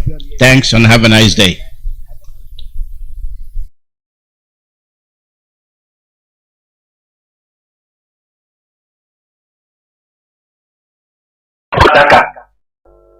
All of them were claiming to be in charge. But today, they have found out that they cannot continue. You can't continue to drag something you don't know. You understand me? Something you do not know the genesis, the beginning. You are not the originator. You don't know how those formations started. You continue dragging it. And I thank IPOB media personnel and IPOB commentators on social media. We continue to educate the people until people continue to push this message on their throats. They now gradually, when they ran to M branch, trying to take up M branch, it didn't work out. They now today, they have moved out to form their own army. You understand? I think you can see their army, they are calling now their army. You understand me? And now they move up to create their own government. In America, in anywhere they created, in America or Europe, they know, because as long as I know, there are 4 governments in exile in Europe, in America and in Europe. For Biafra, 4 governments in exile. 4. Every one of them are struggling. Who will outsmart and outdo order? So, all those things. Even me, I sent a message to Onyendu while in detention. I sent him a message. And I know this message I sent for him is based on this same barrister, Ejiofor asked. Before that time, I sent Onyendu a message. And I'm making it public. Everybody should know. This message, most of you might have asked these questions. Most of you might have you've been wondering with these questions.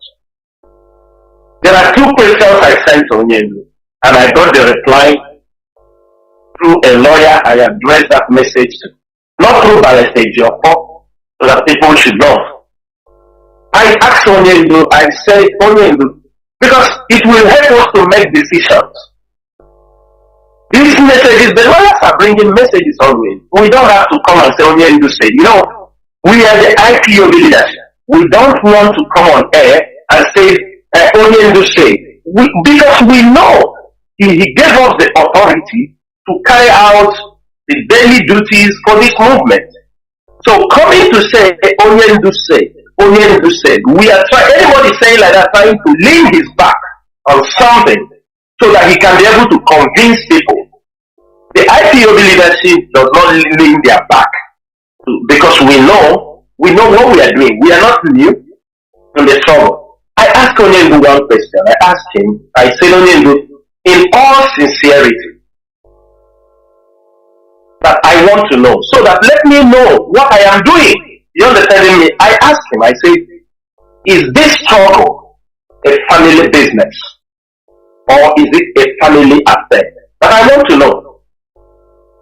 Because it's good I hear it from him, even though I have sent this message and I receive a response. If the Onyendu comes out also, I will ask Onyendu this question. If I have opportunity in the public, I will ask him. I know this question I'm asking, many people have it, because this will bring a very big problem in IPO when Onyendu comes out. I told Onyendu, in all sincerity, can you tell me, does this struggle belong to your family? Is it a family business or a family affair? Let me know so that I can know my way. I will know what I will do. He responded that this struggle is not a family business. On no account is this struggle a family issue. I keep it one side. I asked him, I said, Onyendu, are you aware? I know those coming to you. Are you aware what is happening outside? Are you aware that somebody, one of the people you just said people on the listen, people should listen when they are doing program than to listen to Chemeford and that time. Are you aware his position now as a prime minister? Are you aware of these things? He said, Chinasa, no place in the world that Biafra have anything like Biafra government in exile. I take those words from him. He said it does not happen and it will not going to happen. So these things I said now is just to collaborate. The message, you understanding me, they said they asked them to do, I'm aware they were asked, and they told only I'm aware, only to ask them to file a case against him in that country to exonerate that he have nothing associates him with what this guy in killing of our people and all this kidnapping that are being used his name, only do met such. I have heard it, even the people he sent the message, some other people, and what the people said, some of them I get response, they told them that Onyendu cannot be in, even his siblings do use those statements, that Onyendu cannot be in detention and tell them what they have to. I will stop it here, Master. Thank you so much. Therefore, it is as clear as crystal. Therefore, we know that all those people that are committing all this, tell them what they have to. I will stop it here, Master. Thank you so much. Therefore, it is as clear as crystal. Therefore, we know that all those people that are committing all this,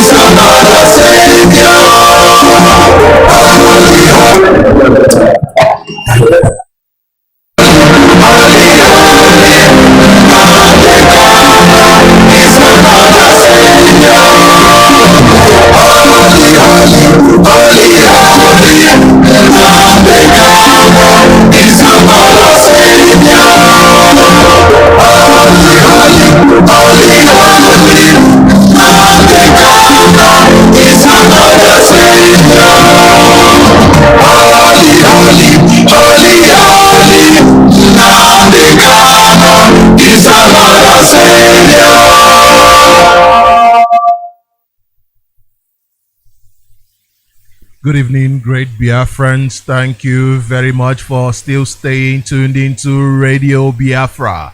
Today is the 18th day of July 2023 and it is now 29 minutes past the hour of 5 in the holy and blessed land of Biafra.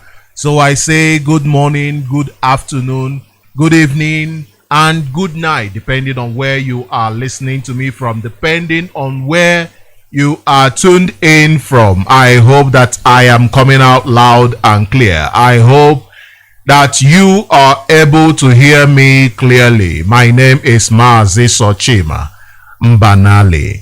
Mazi Mbanali is coming to you live from Radio Biafra, London. Thank you very much for being part of this program today. Remember that today is Twitter Tuesday. Today is Twitter Tuesday. I am sure you understand, what we do on Tuesday, and I am sure that you remember what today is about.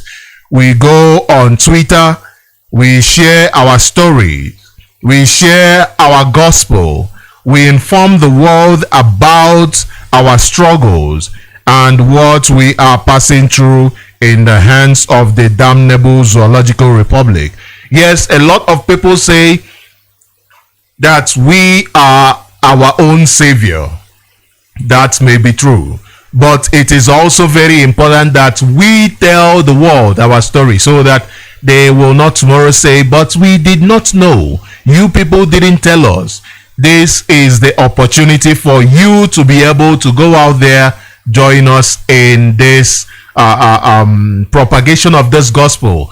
If you have been busy, if you have not been part of the media warriors who are every day battling the zoological republic to ensure that our voice is out there, to ensure that our story is told, today is your opportunity. Today is your opportunity. If you do not have anything to write, all you need to do is go and retweet others. Go and retweet Biafra media warriors, those who are propagating this struggle. Go and retweet them. It is a very huge responsibility, believe me. Do not say, oh, it is that easy. No, it is a very huge responsibility that you can also handle. That you can handle. At this point, I salute our leader, Mazi Nnamdi Kanu, the leader of the Biafran people. At the same time, I salute the Directorate of States of the indigenous people of Biafra. I also salute our men and women of the Eastern Security Network. And to everyone who is working diligently towards the restoration of Biafra, I salute you.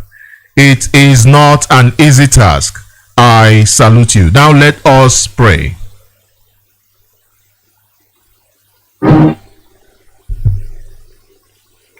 And I will pray in the language of heaven, because Chukwukikabiyama is in control of all that we have been doing and will continue to do until Biafra is restored and all the suffering indigenous populations in the damnable zoological republic are set free.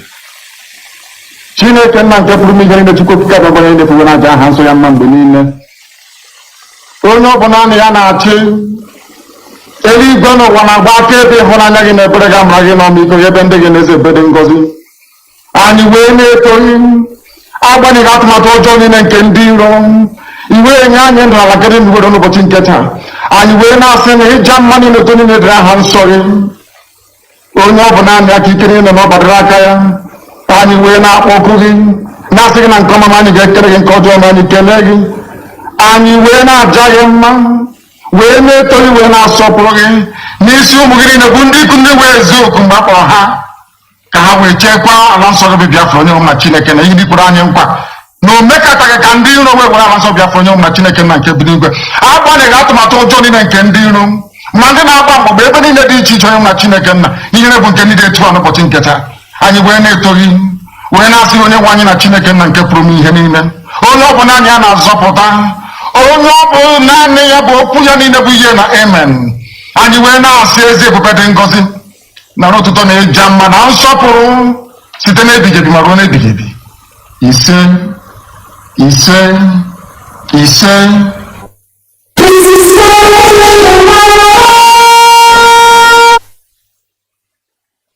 Thank you very much. Thank you very much. I want to begin by acknowledging the men and women of ESN. Wonderful people. Actually, you have no idea the sacrifices that these people are making on a daily basis.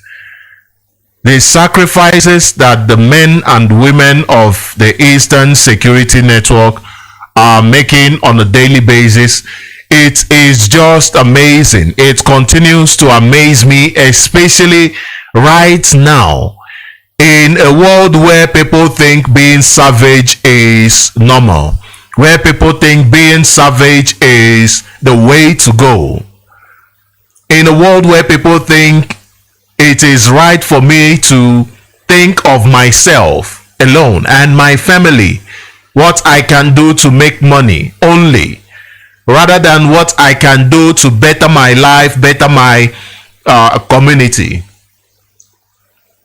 Therefore, I call on you to support the Eastern Security Network, because the Eastern Security Network was formed in response to the increasing security threat that we have been facing. Increasing security threats faced by our mothers, our fathers, our brothers, our sisters. They rose up to the challenge. They said they are committed to ensuring that the security of our land is not compromised. They rose up to ensure that people who live in our land can live in peace. And those of us that do not live in our land can also live where we are in peace, because when you are where you are and you understand that your family, your friends, your well-wishers back home are not safe, when you know that your land is not safe, you will not be at peace. You will not be at peace. By supporting the Eastern Security Network, you are contributing to the overall security of our land. And you are helping to protect the people who live there and those who do not even live there. Like I said, whether you live there or not, as long as our land is safe, you will be at peace wherever you are. These are dedicated individuals, dedicated men and women, committed to the security of our land, working tirelessly to ensure that our land, they respond quickly to any threats that may arise at any time. Whether by 2 a.m., by 3, they are working while we are sleeping. Wonderful people, well-trained. Well-trained. It is therefore our responsibility to ensure that they are very, very highly equipped so that they can handle any challenges that may come their way. I would like to remind you that last month, June, made it exactly 2 years since the Nigeria government abducted Mazi Nnamdi from Kenya. It was on the 19th of June 2021 that Nigeria government kidnapped Mazi Nnamdi from Kenya, kept him for 8 days in a secret location and tortured him. They tortured him for 8 days in a secret location in Kenya before extraordinarily renditioning him into Nigeria. And since then, Mazi Nnamdi, the leader of the Biafran people, have been kept captive in the dungeon of the Nigeria DSS at Abuja. This is despite different court rulings, including the binding opinion by the United Nations Working Group on Arbitrary Detention, which declared his detention, which declared his trial unlawful, which declared his rendition unlawful, and ordered Nigeria government to release him immediately. Rather than release this innocent man, rather than release Mazi Nnamdi, the Nigeria government have continued to subject him to all manners of torture, including denying him food, denying him medication, denying him access to his lawyers, denying him access to his personal doctors. They have kept him in solitary confinement since 2021. They have kept him in solitary confinement since 2021, since June of 2021. I want to draw your attention to the fact that it was on the 19th of June that they abducted Mazi Nnamdi. On the 19th of June 2021, that they abducted this innocent man. And the Buhari impostor said in Kenya that the Nigeria government will subject Mazi Nnamdi Kanu to the law, that he will be tried by the court. This same Nigeria government since then they have refused to allow the court to even go through their normal process. They have kept pushing the case. This is now 2 years, over 2 years. And in October last year, the Nigeria court said that Mazi Nnamdi Kanu did not commit any crime known to law. They acquitted him and discharged him of all the cases. Thereby, they said that all the cases that the Nigeria government brought against Mazi Nnamdi Kanu is just frivolous. That Nigeria government was just maltreating Mazi Nnamdi Kanu. I still wonder why Nigeria government is enjoying preferential treatment. I wonder why the United Nations have failed to enforce their own ruling, the same way the Nigerian court has failed to enforce their own ruling. This makes me wonder why Nigeria is being treated as if they are above the law. The United Nations is setting a precedent telling us that countries are free to behave anyhow they wish, that they are free to behave in whichever way they want to. Perhaps this is because Britain understands the actions taken by Nigeria government. Perhaps they are the ones that even encourage the Nigeria government to do so. According to a post by the Guardian News, this is still on their website. It was posted on the 29th September 2022, which says, in July, the UN Working Group on Arbitrary Detention published an opinion that the father of two had been subject to extraordinary rendition and said he should be released immediately.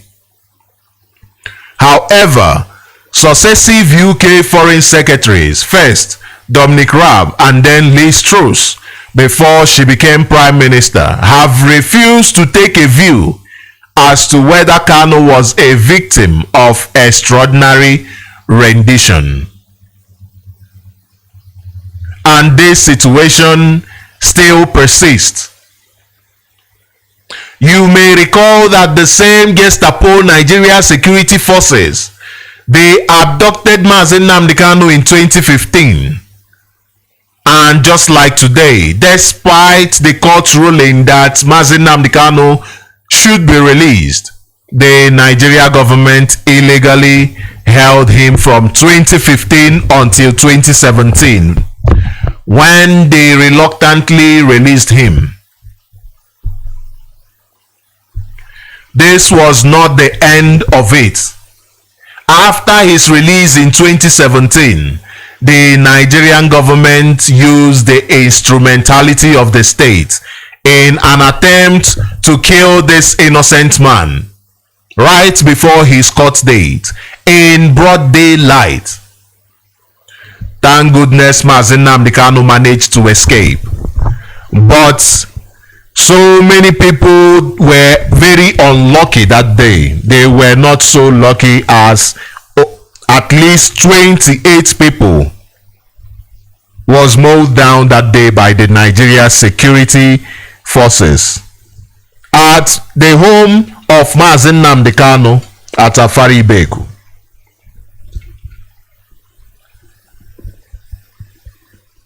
It is a very sad day.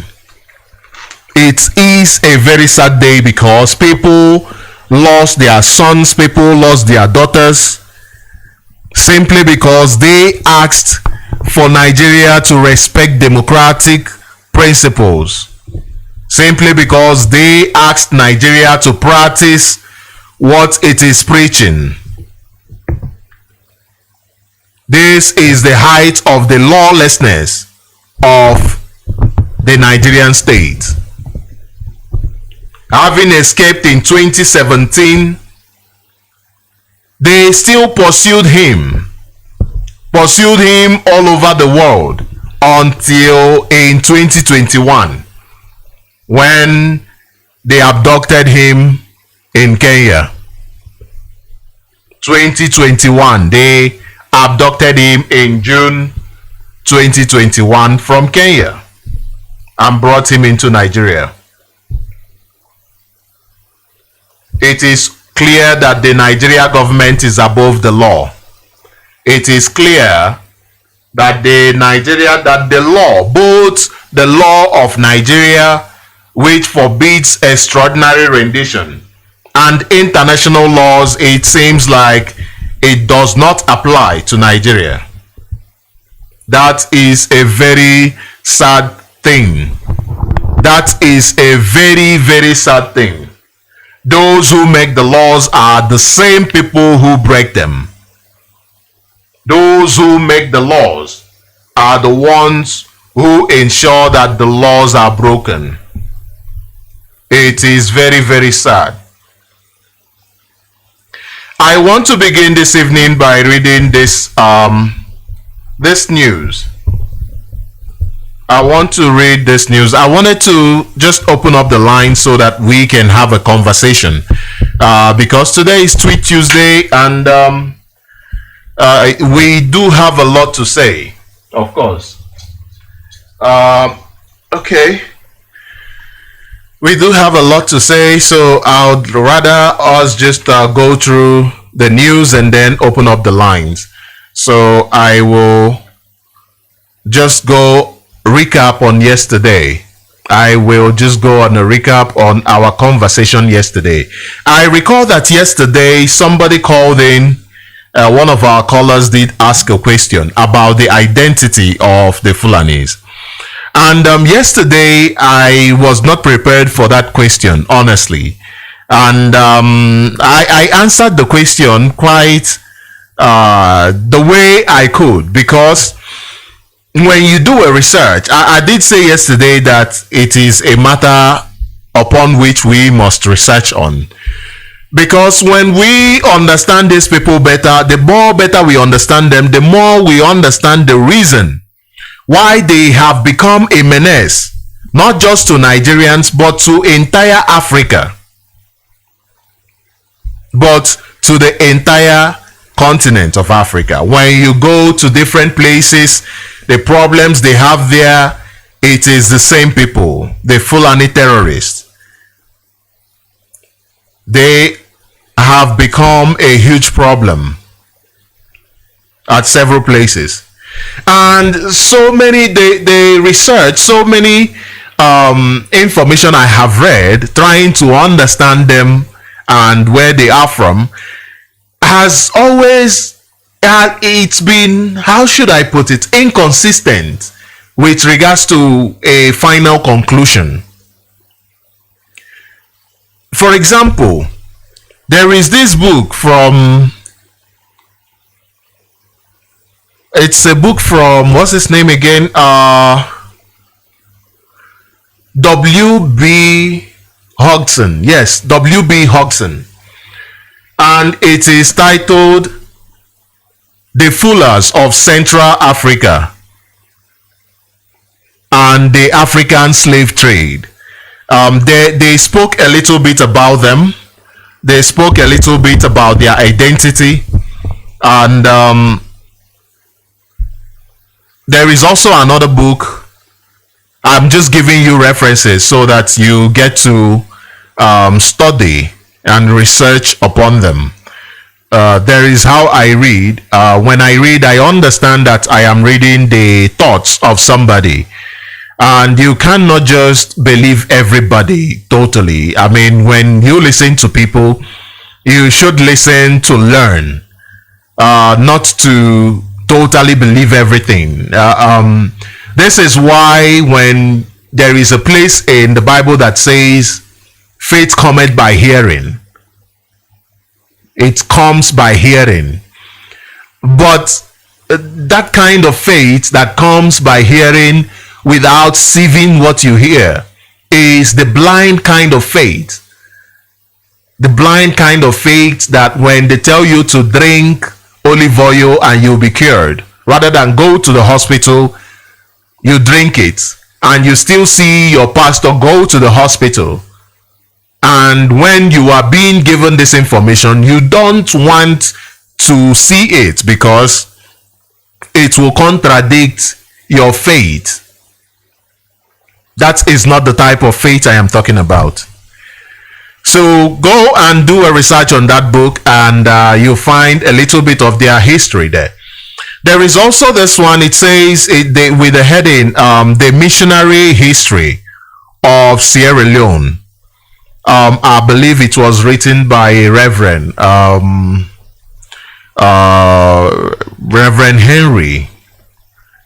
Henry. It was written by Reverend Henry Sedal. These two books have a conflicting narrative. I don't know if it is because of, I don't know why, but they both have, this one says that they are descended from Arabs, and the other one says that they descended from the West. So, but one thing is clear, that there is a question about their origin. If not, why then are you fighting for people's lands? Because if you are indigenous to Africa, you must come from somewhere, isn't it? And if you come from somewhere, that means that place is your land. So I do not want to dwell on that. I just wanted to touch that a bit so that we do our research. Like I said yesterday, it is for us to research and find out these things. I'll be happy for someone to come with a comprehensive information about this issue at hand. So let me read this news. This is from the Cable. It says, Nnamdi Kanu condemns charlatans unleashing mayhem in Southeast, says lawyers. Okay, rather than read from here, I think I would rather just go to Icons News. Let me go to Icons News because I saw this on Icons News, and I enjoy reading Icons News because it is our own, I believe. So I enjoy reading Icons News. Let me go to Icons News here. It says, continued illegal detention. Remind the world. Now this is an instruction. I like the words of our leader. The words of our leader is law. Like I always say, it is law. It says, continued illegal detention. Remind the world that all frivolous charges against me were struck out by Nigerian appellate court. And let us have our discussion around this. Around this. This is an instruction given to us by our leader that we must remind the world that all frivolous charges against him were struck out by Nigerian appellate courts. IPOB leader tells lawyer. Let our conversation be around this. I have a lot to say this evening, but because there is a lot happening in our land, but I would rather let us open up the line and have this conversation, because it seems like the world is just against us. The world is quiet without anybody saying anything. With everything that we have been through, we have been persecuted like crazy. We have been slaughtered in mass. We have been Since we met Britain, it has been one disaster to another. And who are the receiving end of such disaster? It is us. Now let me read this because it is quite a read. It says, the unlawful and unconstitutional detained leader of the indigenous people of Biafra, Ipob, Mazi Nnamdi Kanu, has made a distress call from the solitary confinement of Nigerian Department of State Security, DSS. The IPOB leader calls on the people of Biafra and the entire world to remember his innocence regarding all the superficial and groundless allegations picked up against him by the Nigerian state. This, he says, in accordance with the judgment declared by a Nigerian appellate court of competent jurisdiction on 13th October 2022, which pronounced him guiltless, discharged, and acquitted. According to Barrister Ifeanyi Ejiofor, the lead counsel of IPOB, who delivered the Nnamdi Kanu's message on 17th July 2023 after the legal team visited him in DSS solitary confinement. As contained in the lawyer's visit report, Onyendu instructed me to remind our people, and by extension the entire world, that 1.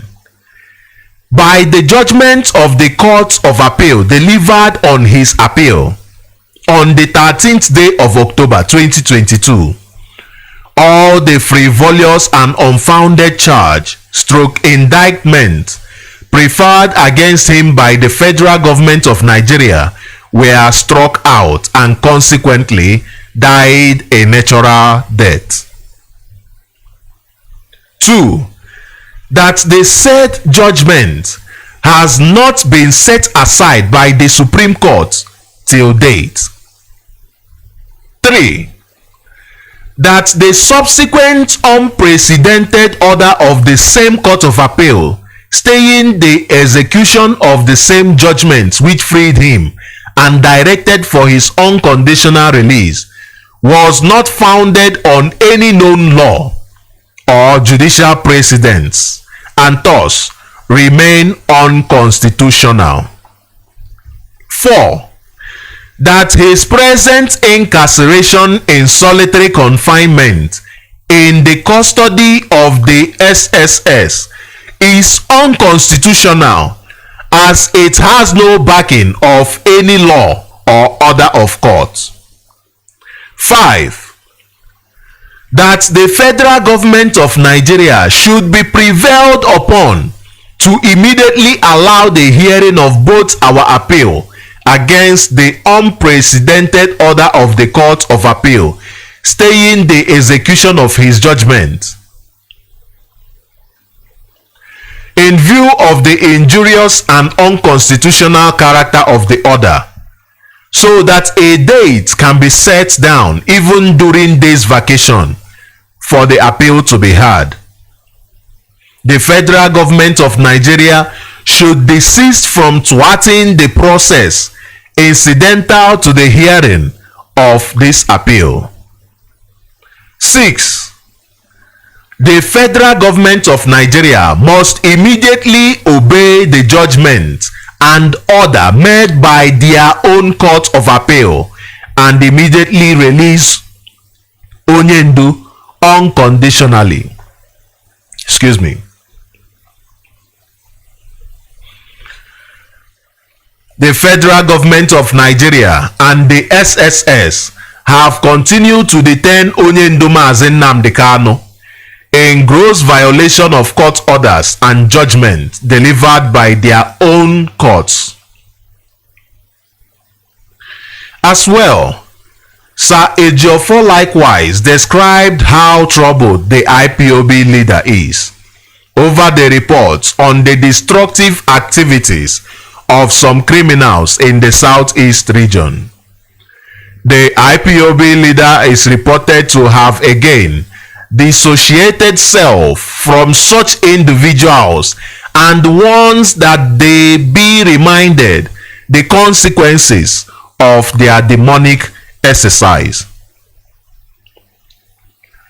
Onyendu was deeply worried about the heinous activities of charlatans who are unleashing havoc / mayhem on our peaceful people in the southeast under the guise of unauthorized sit-at-home orders, for which Onyendu, for the umpteenth time, reiterated his strong rejection, disapproval, and condemnation of the activities of these obvious enemies of our people.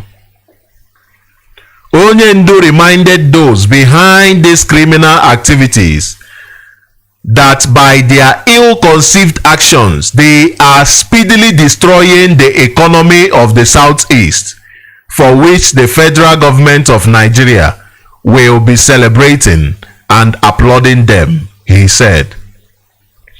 Now, the statement in full. This is the full statement, and I will read it because we must learn a lot from here.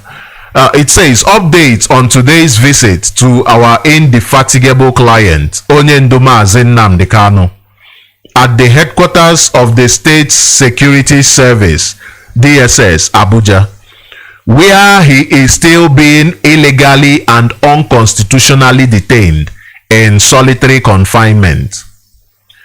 We visited our indefatigable and formidable client, Onyendu Mazi Nnamdi Kanu, today, being the 17th day of July 2023 at the SSS headquarters, Abuja, where he is still being held illegally and unconstitutionally in solitary confinement.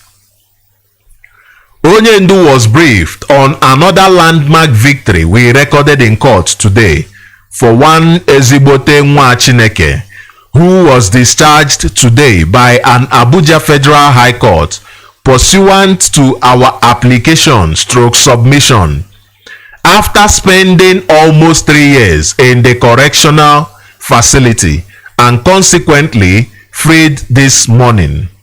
The details will be made public in due time. Also, update was provided to Onyendu on the ongoing preparation for an independent medical examination by his doctors, information in respect thereto shall also remain private for now. Onyendu was deeply worried about the heinous activities of charlatans who are unleashing havoc / mayhem on our peaceful people in the southeast under the guise of unauthorized sit-at-home orders, for which Onyendu, for the umpteenth time, reiterated his strong rejection, disapproval, and condemnation of the activities of these obvious enemies of our people. Onyendu reminded those behind these criminal activities that by their ill-conceived actions, they are speedily destroying the economy of the southeast, for which the federal government of Nigeria will be celebrating and applauding them. Onyendu instructed me to remind our people, and by extension the entire world, that number one, by the judgment of the Court of Appeal delivered on his appeal on the 13th day of October 2022, all the frivolous and unfounded charge / indictments preferred against him by the federal government of Nigeria were struck out and consequently died a natural death. That the said judgment has not been set aside by the Supreme Court till date. That the subsequent unprecedented order of the same Court of Appeal staying the execution of the same judgment which freed him and directed for his unconditional release was not founded on any known law or judicial precedents, and thus remains unconstitutional. 4. That his present incarceration in solitary confinement in the custody of the SSS is unconstitutional, as it has no backing of any law or order of court. 5.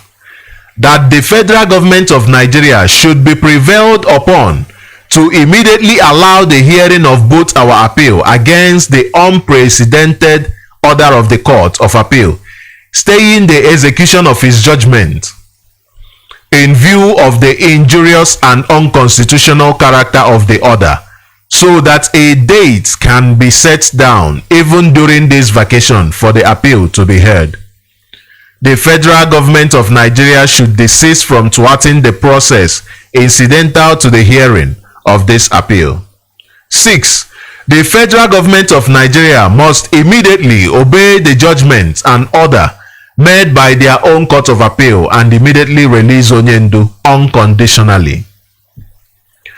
The federal government of Nigeria and the SSS have continued to detain Onyendu Mazi Nnamdi Kanu in gross violation of court orders and judgments delivered by their own courts. The Tinubu-led government must not inherit the atrocious, egregious, and disdainful violation of the rule of law and positive orders of courts of law, which was the hallmark of Buhari's despotic administration. Onyendu extended his immense gratitude and appreciation to all Ezigbo Mochineke for your prayers and solidarity, and consequently urge you all to continue to remain focused, even as he implores you all to continue to abide by your peaceful conduct as you have resolutely demonstrated. Thank you all, Ezigbo Mochineke, and remain blessed. We move. Signed, Sir Ifeanyi Ejiofor, Esquire, KSC, IPOB's lead counsel, 17th July 2023. That was from Icons News with details of the recent information that our leader asked Barrister Ifeanyi Ejiofor to pass to us. I hope that we will take our time to go through this information, because it is very, very important. Go through each and every one of them line by line. It is very, very important that we obey the law. This is our new law. This is our new law. It is very, very important that we obey the law. And yesterday I did say that we are indeed in the days of war. We are indeed in the days where chaos and conflict have engulfed our land. This chaos and conflict which we are witnessing today is one that is unleashed by the Nigerian government.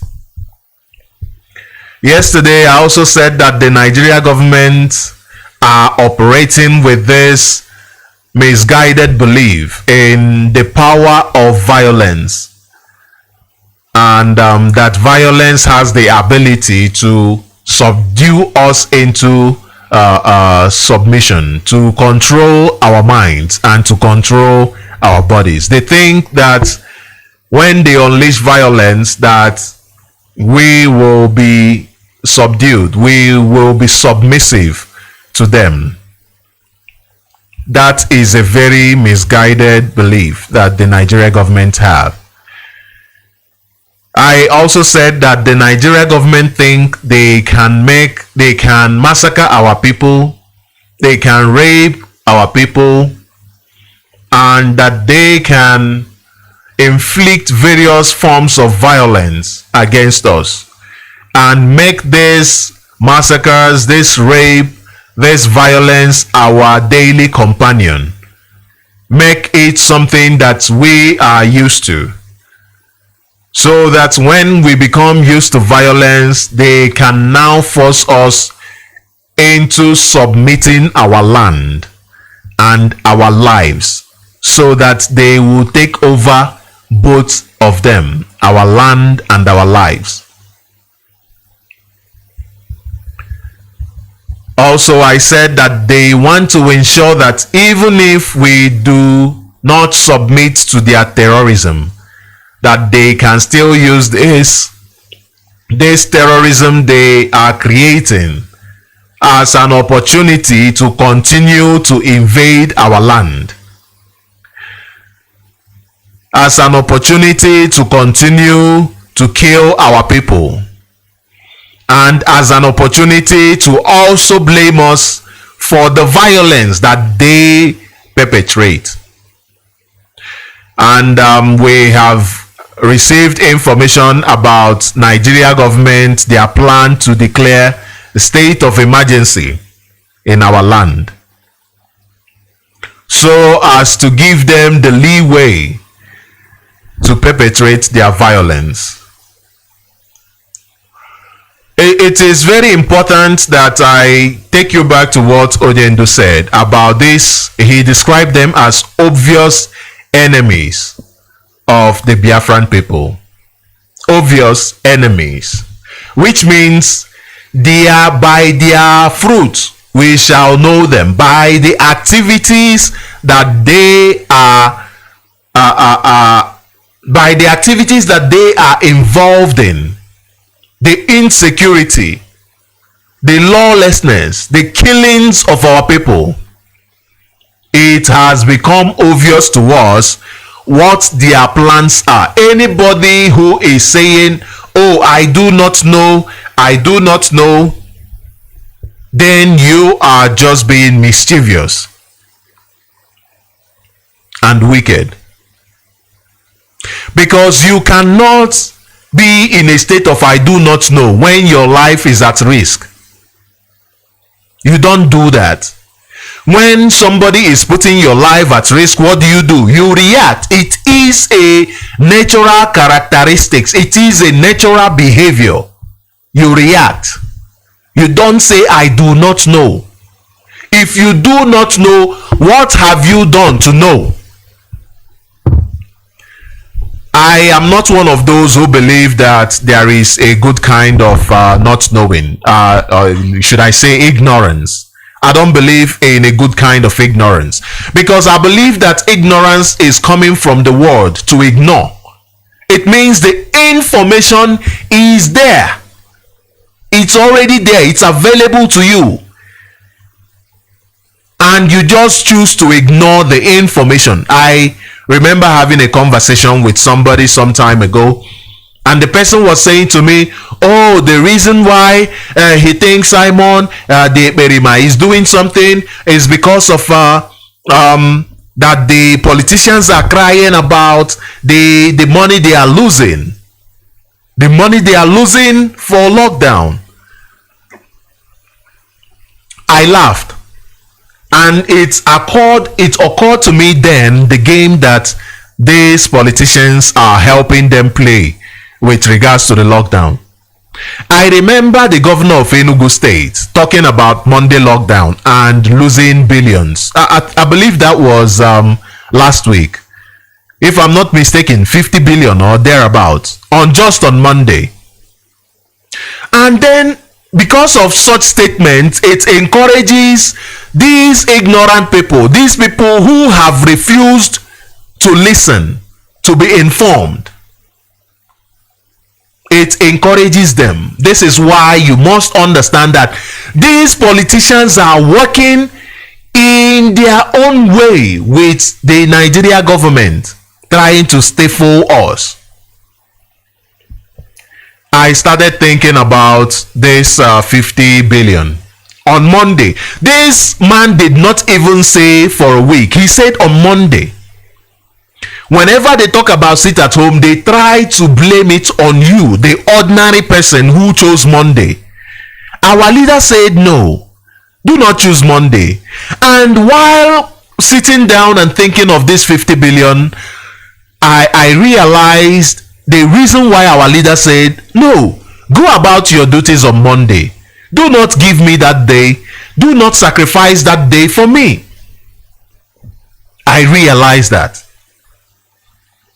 Because I was saying to myself, how can only Enugu State lose 50 billion on one day? And then I was saying to myself, How do the people, is it from tax or what? Is it from tax or what? Or is he talking about the businesses? Because I know that in Nigeria, the businesses that are operational in Nigeria are individually owned. For instance, the petrol stations, the filling stations, you cannot say, oh, they are losing money from oil. Nigeria government is not losing money from oil because they do not have meter where the oil pumps, where the oil is coming from. They just go there, they take. What they did in our land is that they gave them oil wells, they drill it and channel the pipes to the shore so that the oil will just flow direct from there to their vessels. They just come with their vessels. They don't even come into your land. They come into your land when they are going for maybe a pipe has been broken by the pig in the creek and his friends. They just put their vessel there by the shore, and then they take oil and leave. Those who are caught at Obaro, we do not still know what their story is, because the government of Anambra State came out, said a different thing. America government came out, said the different thing. But we all know that it is about oil. It is about oil. It has to do with oil. So the oil, they are not losing when it comes to, if you like, sit at home on Monday. The government is not losing oil money. Even the oil money is going to Britain, going to America, going to all of these countries, not to your government. Only a very tiny figure is going into the government purse. And what happens? The politicians, they share the money. Now, so if they are not losing oil money, what else are they losing? Is it the tax? In Nigeria, people pay tax on a monthly basis, not daily. Even people who have shop in Kanu at Owerri, they pay tax on a monthly basis. So what exactly are they losing? Because even those who are sitting at home on Monday, the food that they will eat, the food you eat, you buy and you eat that day, you already paid tax for it. Do you know your food contains your tax? When you buy airtime, there is tax.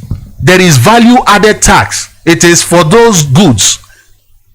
Which means it is us that is losing. When you sit at home on Monday, it is you that has to go to the market and sell. It is you that has to go to do business that is losing. That was why Onyendo said, no sit at home.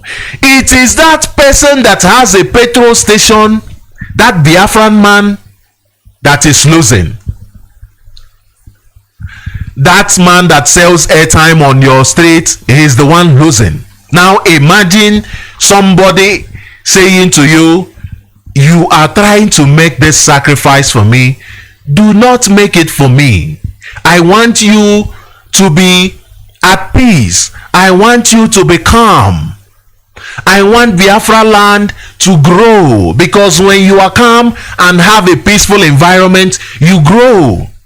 You have good business. That is why we are calling our people from all corners of Nigeria to come back home and bring the investment home so that we can grow. This is the idea of IPOB, your development, your own development. Not to kill you, like our leader said, not to destroy you. It is so that you will be free. And one of the ways to understand and to know somebody who is free is by how they progress in all areas of their lives. All areas, not growing in one area and stunting in another area. Being stunted in one area and you are growing in one area, it's like one part of your body growing, the other one is not growing. Then something is wrong with you. You are sick.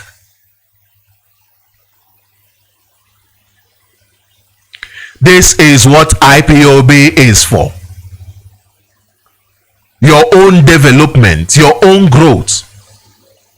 And now this obvious enemy came telling you 7 days you will not go out. Remember, the government, you are paying tax on a monthly basis. They don't even care if you stay at home for 7 days, because the oil money will still come to them. The tax will still come to them. It is this, after all, it is the same government that kept you locked into inside your house, that forced you to be inside your house, saying it is a lockdown, without even making provisions for you to eat. Rather, they made life harder for you. It is the same government that came out and said, oh, when you don't come to work on Monday, we lose how much money. But they were not losing how much money when they were talking about keeping you in the house for as long as they could. When you even rose up and said, we want a better life, they said, oh, so this house we kept you in, the hunger has showed you that you actually need food. Okay, we'll show you where food is. And they opened fire on you. They opened fire rather than to give you food. So basically they were saying, go and die inside your house, or come out on the streets looking for a better life and die too. So you now see that even this 7 days sit at home sounds like the project of the Nigerian government. You find out that the 2 weeks sit at home is the project of the Nigerian government. The project of the Nigerian government is to ensure that they destroy you, so that your land and your lives will belong to them. We must reject them. We must reject them. We must reject them and everyone who is helping the Nigerian government in their demonic pursuit. We must begin to see them as our enemy, because they have made themselves known to us that their plan is to destroy us. Their plan is to make sure that we do not have a good life, that we do not have our freedom. And I am talking about everyone who is supporting the Nigeria government to ensure that your life is wiped away. This includes those who give them implied support. You know, those type of supports that even by your silence, they can see that with your eye movement, you are supporting the government to keep killing the people. You have a position to speak, but rather to speak for the people, you speak against the people. This is why I have problems with these politicians who, every time they want to condemn sit at home, they condemn the one that the people chose, the one that Mazi Nnamdi said, do not choose, do not do. Go about your duties. Go about your duties, rather than for them to point at the 7 days and point at the person and call out the person. They say no, the same way that they have been shielding him. This is why we keep saying that these politicians are responsible for what is happening. They give support. Even others who are quiet, trying to give implied support.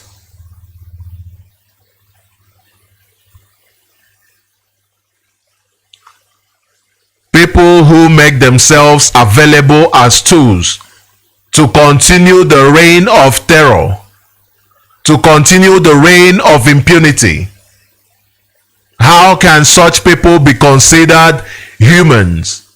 Because every human being should have humanity. Somebody like Hope Uzodinma, how can such a person be considered human? Because he does not have humanity. He can go into his village, massacre people without any remorse.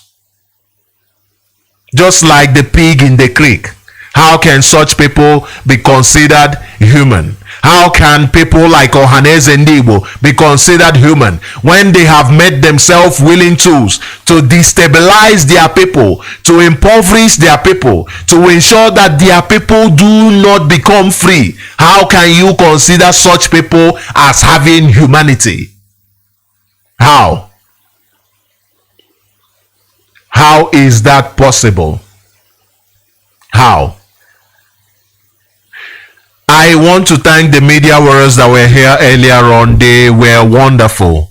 They did a wonderful job in informing us. It is very, very important that we understand that this job of informing each other will never end. It is a process that will keep going, because the more you know that you do not know anything.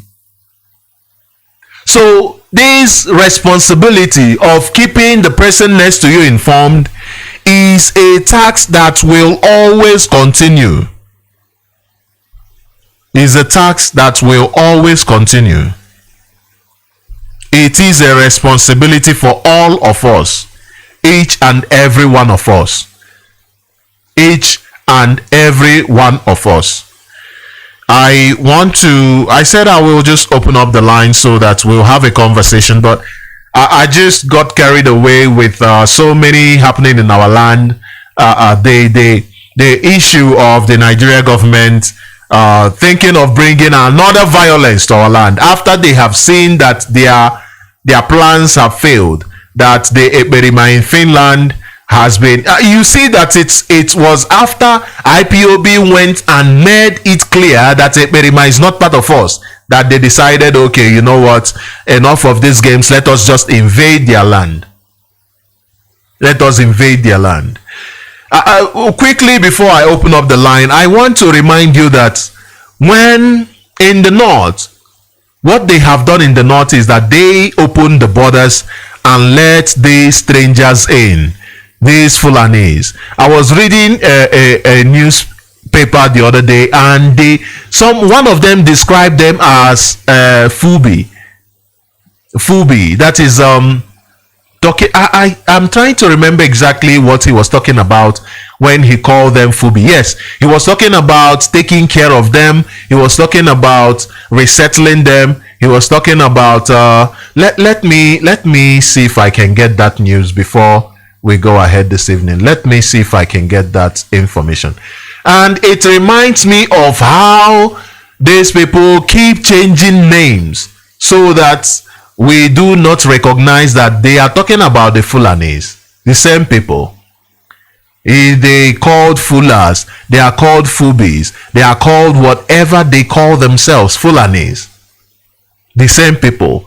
I remember when Sheikh Gumi was talking about giving them land. It is clear now that they have been given land. It is clear now that they have been given land in the north. And now they have the guts to talk about the Fubis. They are now coming to answer Fubi very soon, because the name Fulani has been, they've bastardized it. Very soon it becomes, you start hearing Fubi now. Very soon you start hearing it. It becomes a norm now. Of course, their commander is there supporting their march. It is important that it is important that people in Nigeria must learn to rise up, because you really have yourself. You really do have yourself. I wanted to, there are some news that I wanted to read, but I believe the time is against, because I would like us to have a conversation. I believe the time is against us for me to go ahead and read all of those. So I will just encourage you to go ahead and be updated with information, because a lot is happening. And it is time for us to come together as one, so that we can have this final push to our freedom, have this final push to the freedom of our leader. Very, very important. Very, very important. Now, the number to call is +277806454557. The number to call is +27780645457. I will repeat the number because I enjoy when people who haven't called before into this program call me. It gets me excited. It makes me understand that yes, we are having a conversation. We are indeed having a conversation. I have a caller on the line. Caller, you are welcome to Radio Biafra Motherland. Please go ahead, introduce yourself and your opinion in 4 minutes. Ndewo. Ndewo, Mazi Sochima Mbanale. Everyone want to make it. Good evening, Biafrans and lovers of freedom. My name is Mazi Alozie. And Mazi Sochima, thank you for your analysis. I was so happy with your analysis this evening, because your analysis we are keen to the point. Yes, first I will start. You said we should center our discussion today on the issue our leader, the protest our leader raised through our able barrister Ifeanyi Chukwu Ejiofor. Yes, our leader is a man. He is a man that you cannot kill his spirit, no. He's a man that is sent by Chukwu for his people, and whatever he said is a law. Whatever that comes out from his mouth, as you rightly said, is a law and it's a commandment, and he has said it, and we must follow it to the letter. My most humblest appreciation will go to the doors. The doors are wise. Without them, I don't think we will be here. Mazi, I saw a tweet from the criminal DSS where they were maligning the Igbo race, trying to link our able barrister Maxwell Okpara to IPOB, painting it look as if that IPOB is an outlaw, that IPOB is Biafra. Yes, we are Biafrans. And I'm happy to make such tweet to let the world know that yes, these people are clamoring for something that is real. That what we are saying is not illusion, it's a reality. Now the DSS has turned to a political party. So what a country. What a country where the president, the so-called president, Bola Ahmed Tinubu, is telling the tribunal that if they dare disqualify him based on the 25% of Federal Capital Territory, that there will be anarchy. These are things happening in the world and nobody is saying anything. Now, before I continue, I want to ask this question, because this question has been bothering me, and I will ask this question before. If you can help me to answer, I will be glad. There are other callers that will call in after me too. Well, why is it that our Igbo politicians, the African politicians from the Igbo extraction especially, both the organizations and their politicians, and why is it that whenever they are speaking on national issues in defense of their people, to defend the interests of the Igbo people, their mouth is always shaking. They don't speak like men. You see them now that even you see them speaking as jittering, people who are not confident in what they are saying. Because I can remember I saw the last, when they said they went to Abuja to hold meeting to see Kanu, but I saw what the president is saying. there was a point he made there, which my kind of people are listening to issues. I don't just listen to what you say. I read meaning to things you say. You say something that why should Fatu is when he was making reference about Sita. So he said, why should our people be suffering? After all, are we the people that is holding Mazi Alozie? There is a way he made that statement, trying to shift the blame. You know? So this is the attitude of Igbo politicians. This is why I ask this question now and say, why is it that whenever you see 80% of them, I will not say all, but 80 to 90% of them, whenever they are speaking to defend the interests of Igbos, they are not always confident. Their mouth is always shaking. What is the problem? Is there anything? Are these people truly Igbos, or are they just there wearing Igbos attire, pretending they are Igbos? I just want to find out before I make my closing remark. Hello, Matt, can you hear me? Yes, I can hear you. Are you expecting an answer now? Okay.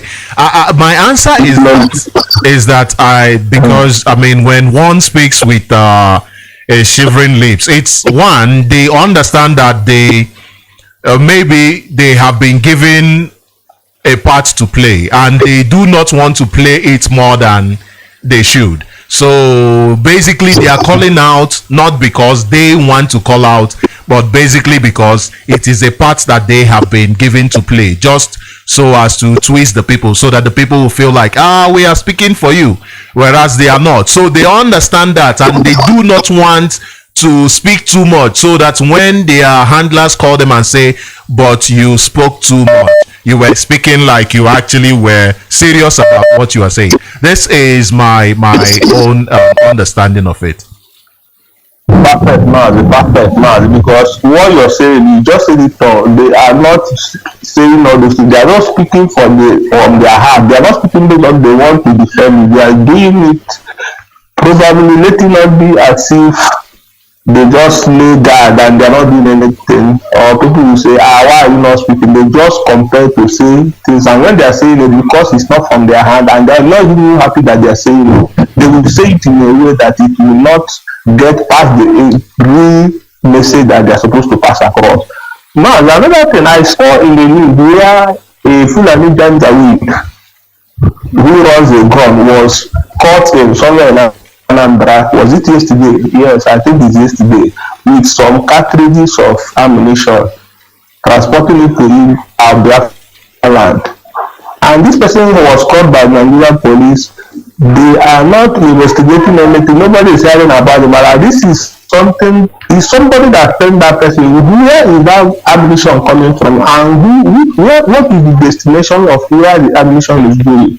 These are the information we are supposed to get from Nigerian police, but we are not going to get it because they are the ones doing all these things. The other day, the new CP in Anambra was instructing these men that if it is killing of the Anambarians and the Biafrans in general that will bring peace, that they should go ahead. This is what they have been doing in our land. And we must be put on record that when we say Yoruba politician, we should understand the power of politicians. It's not like Igbo politicians who don't have the backing of their people. These politicians we are seeing in other tribes in Nigeria, they have the backing, and whatever they are doing is in consonance with their people, because you can't tell me that during the 1967 to 1970 Biafran genocide, they brought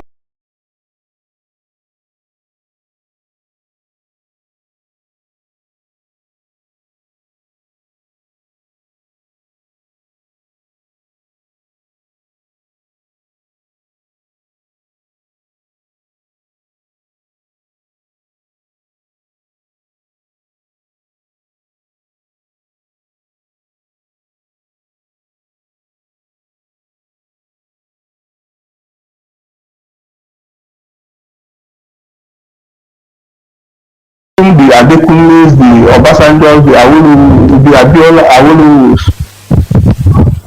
people who gave them the ideas on £20.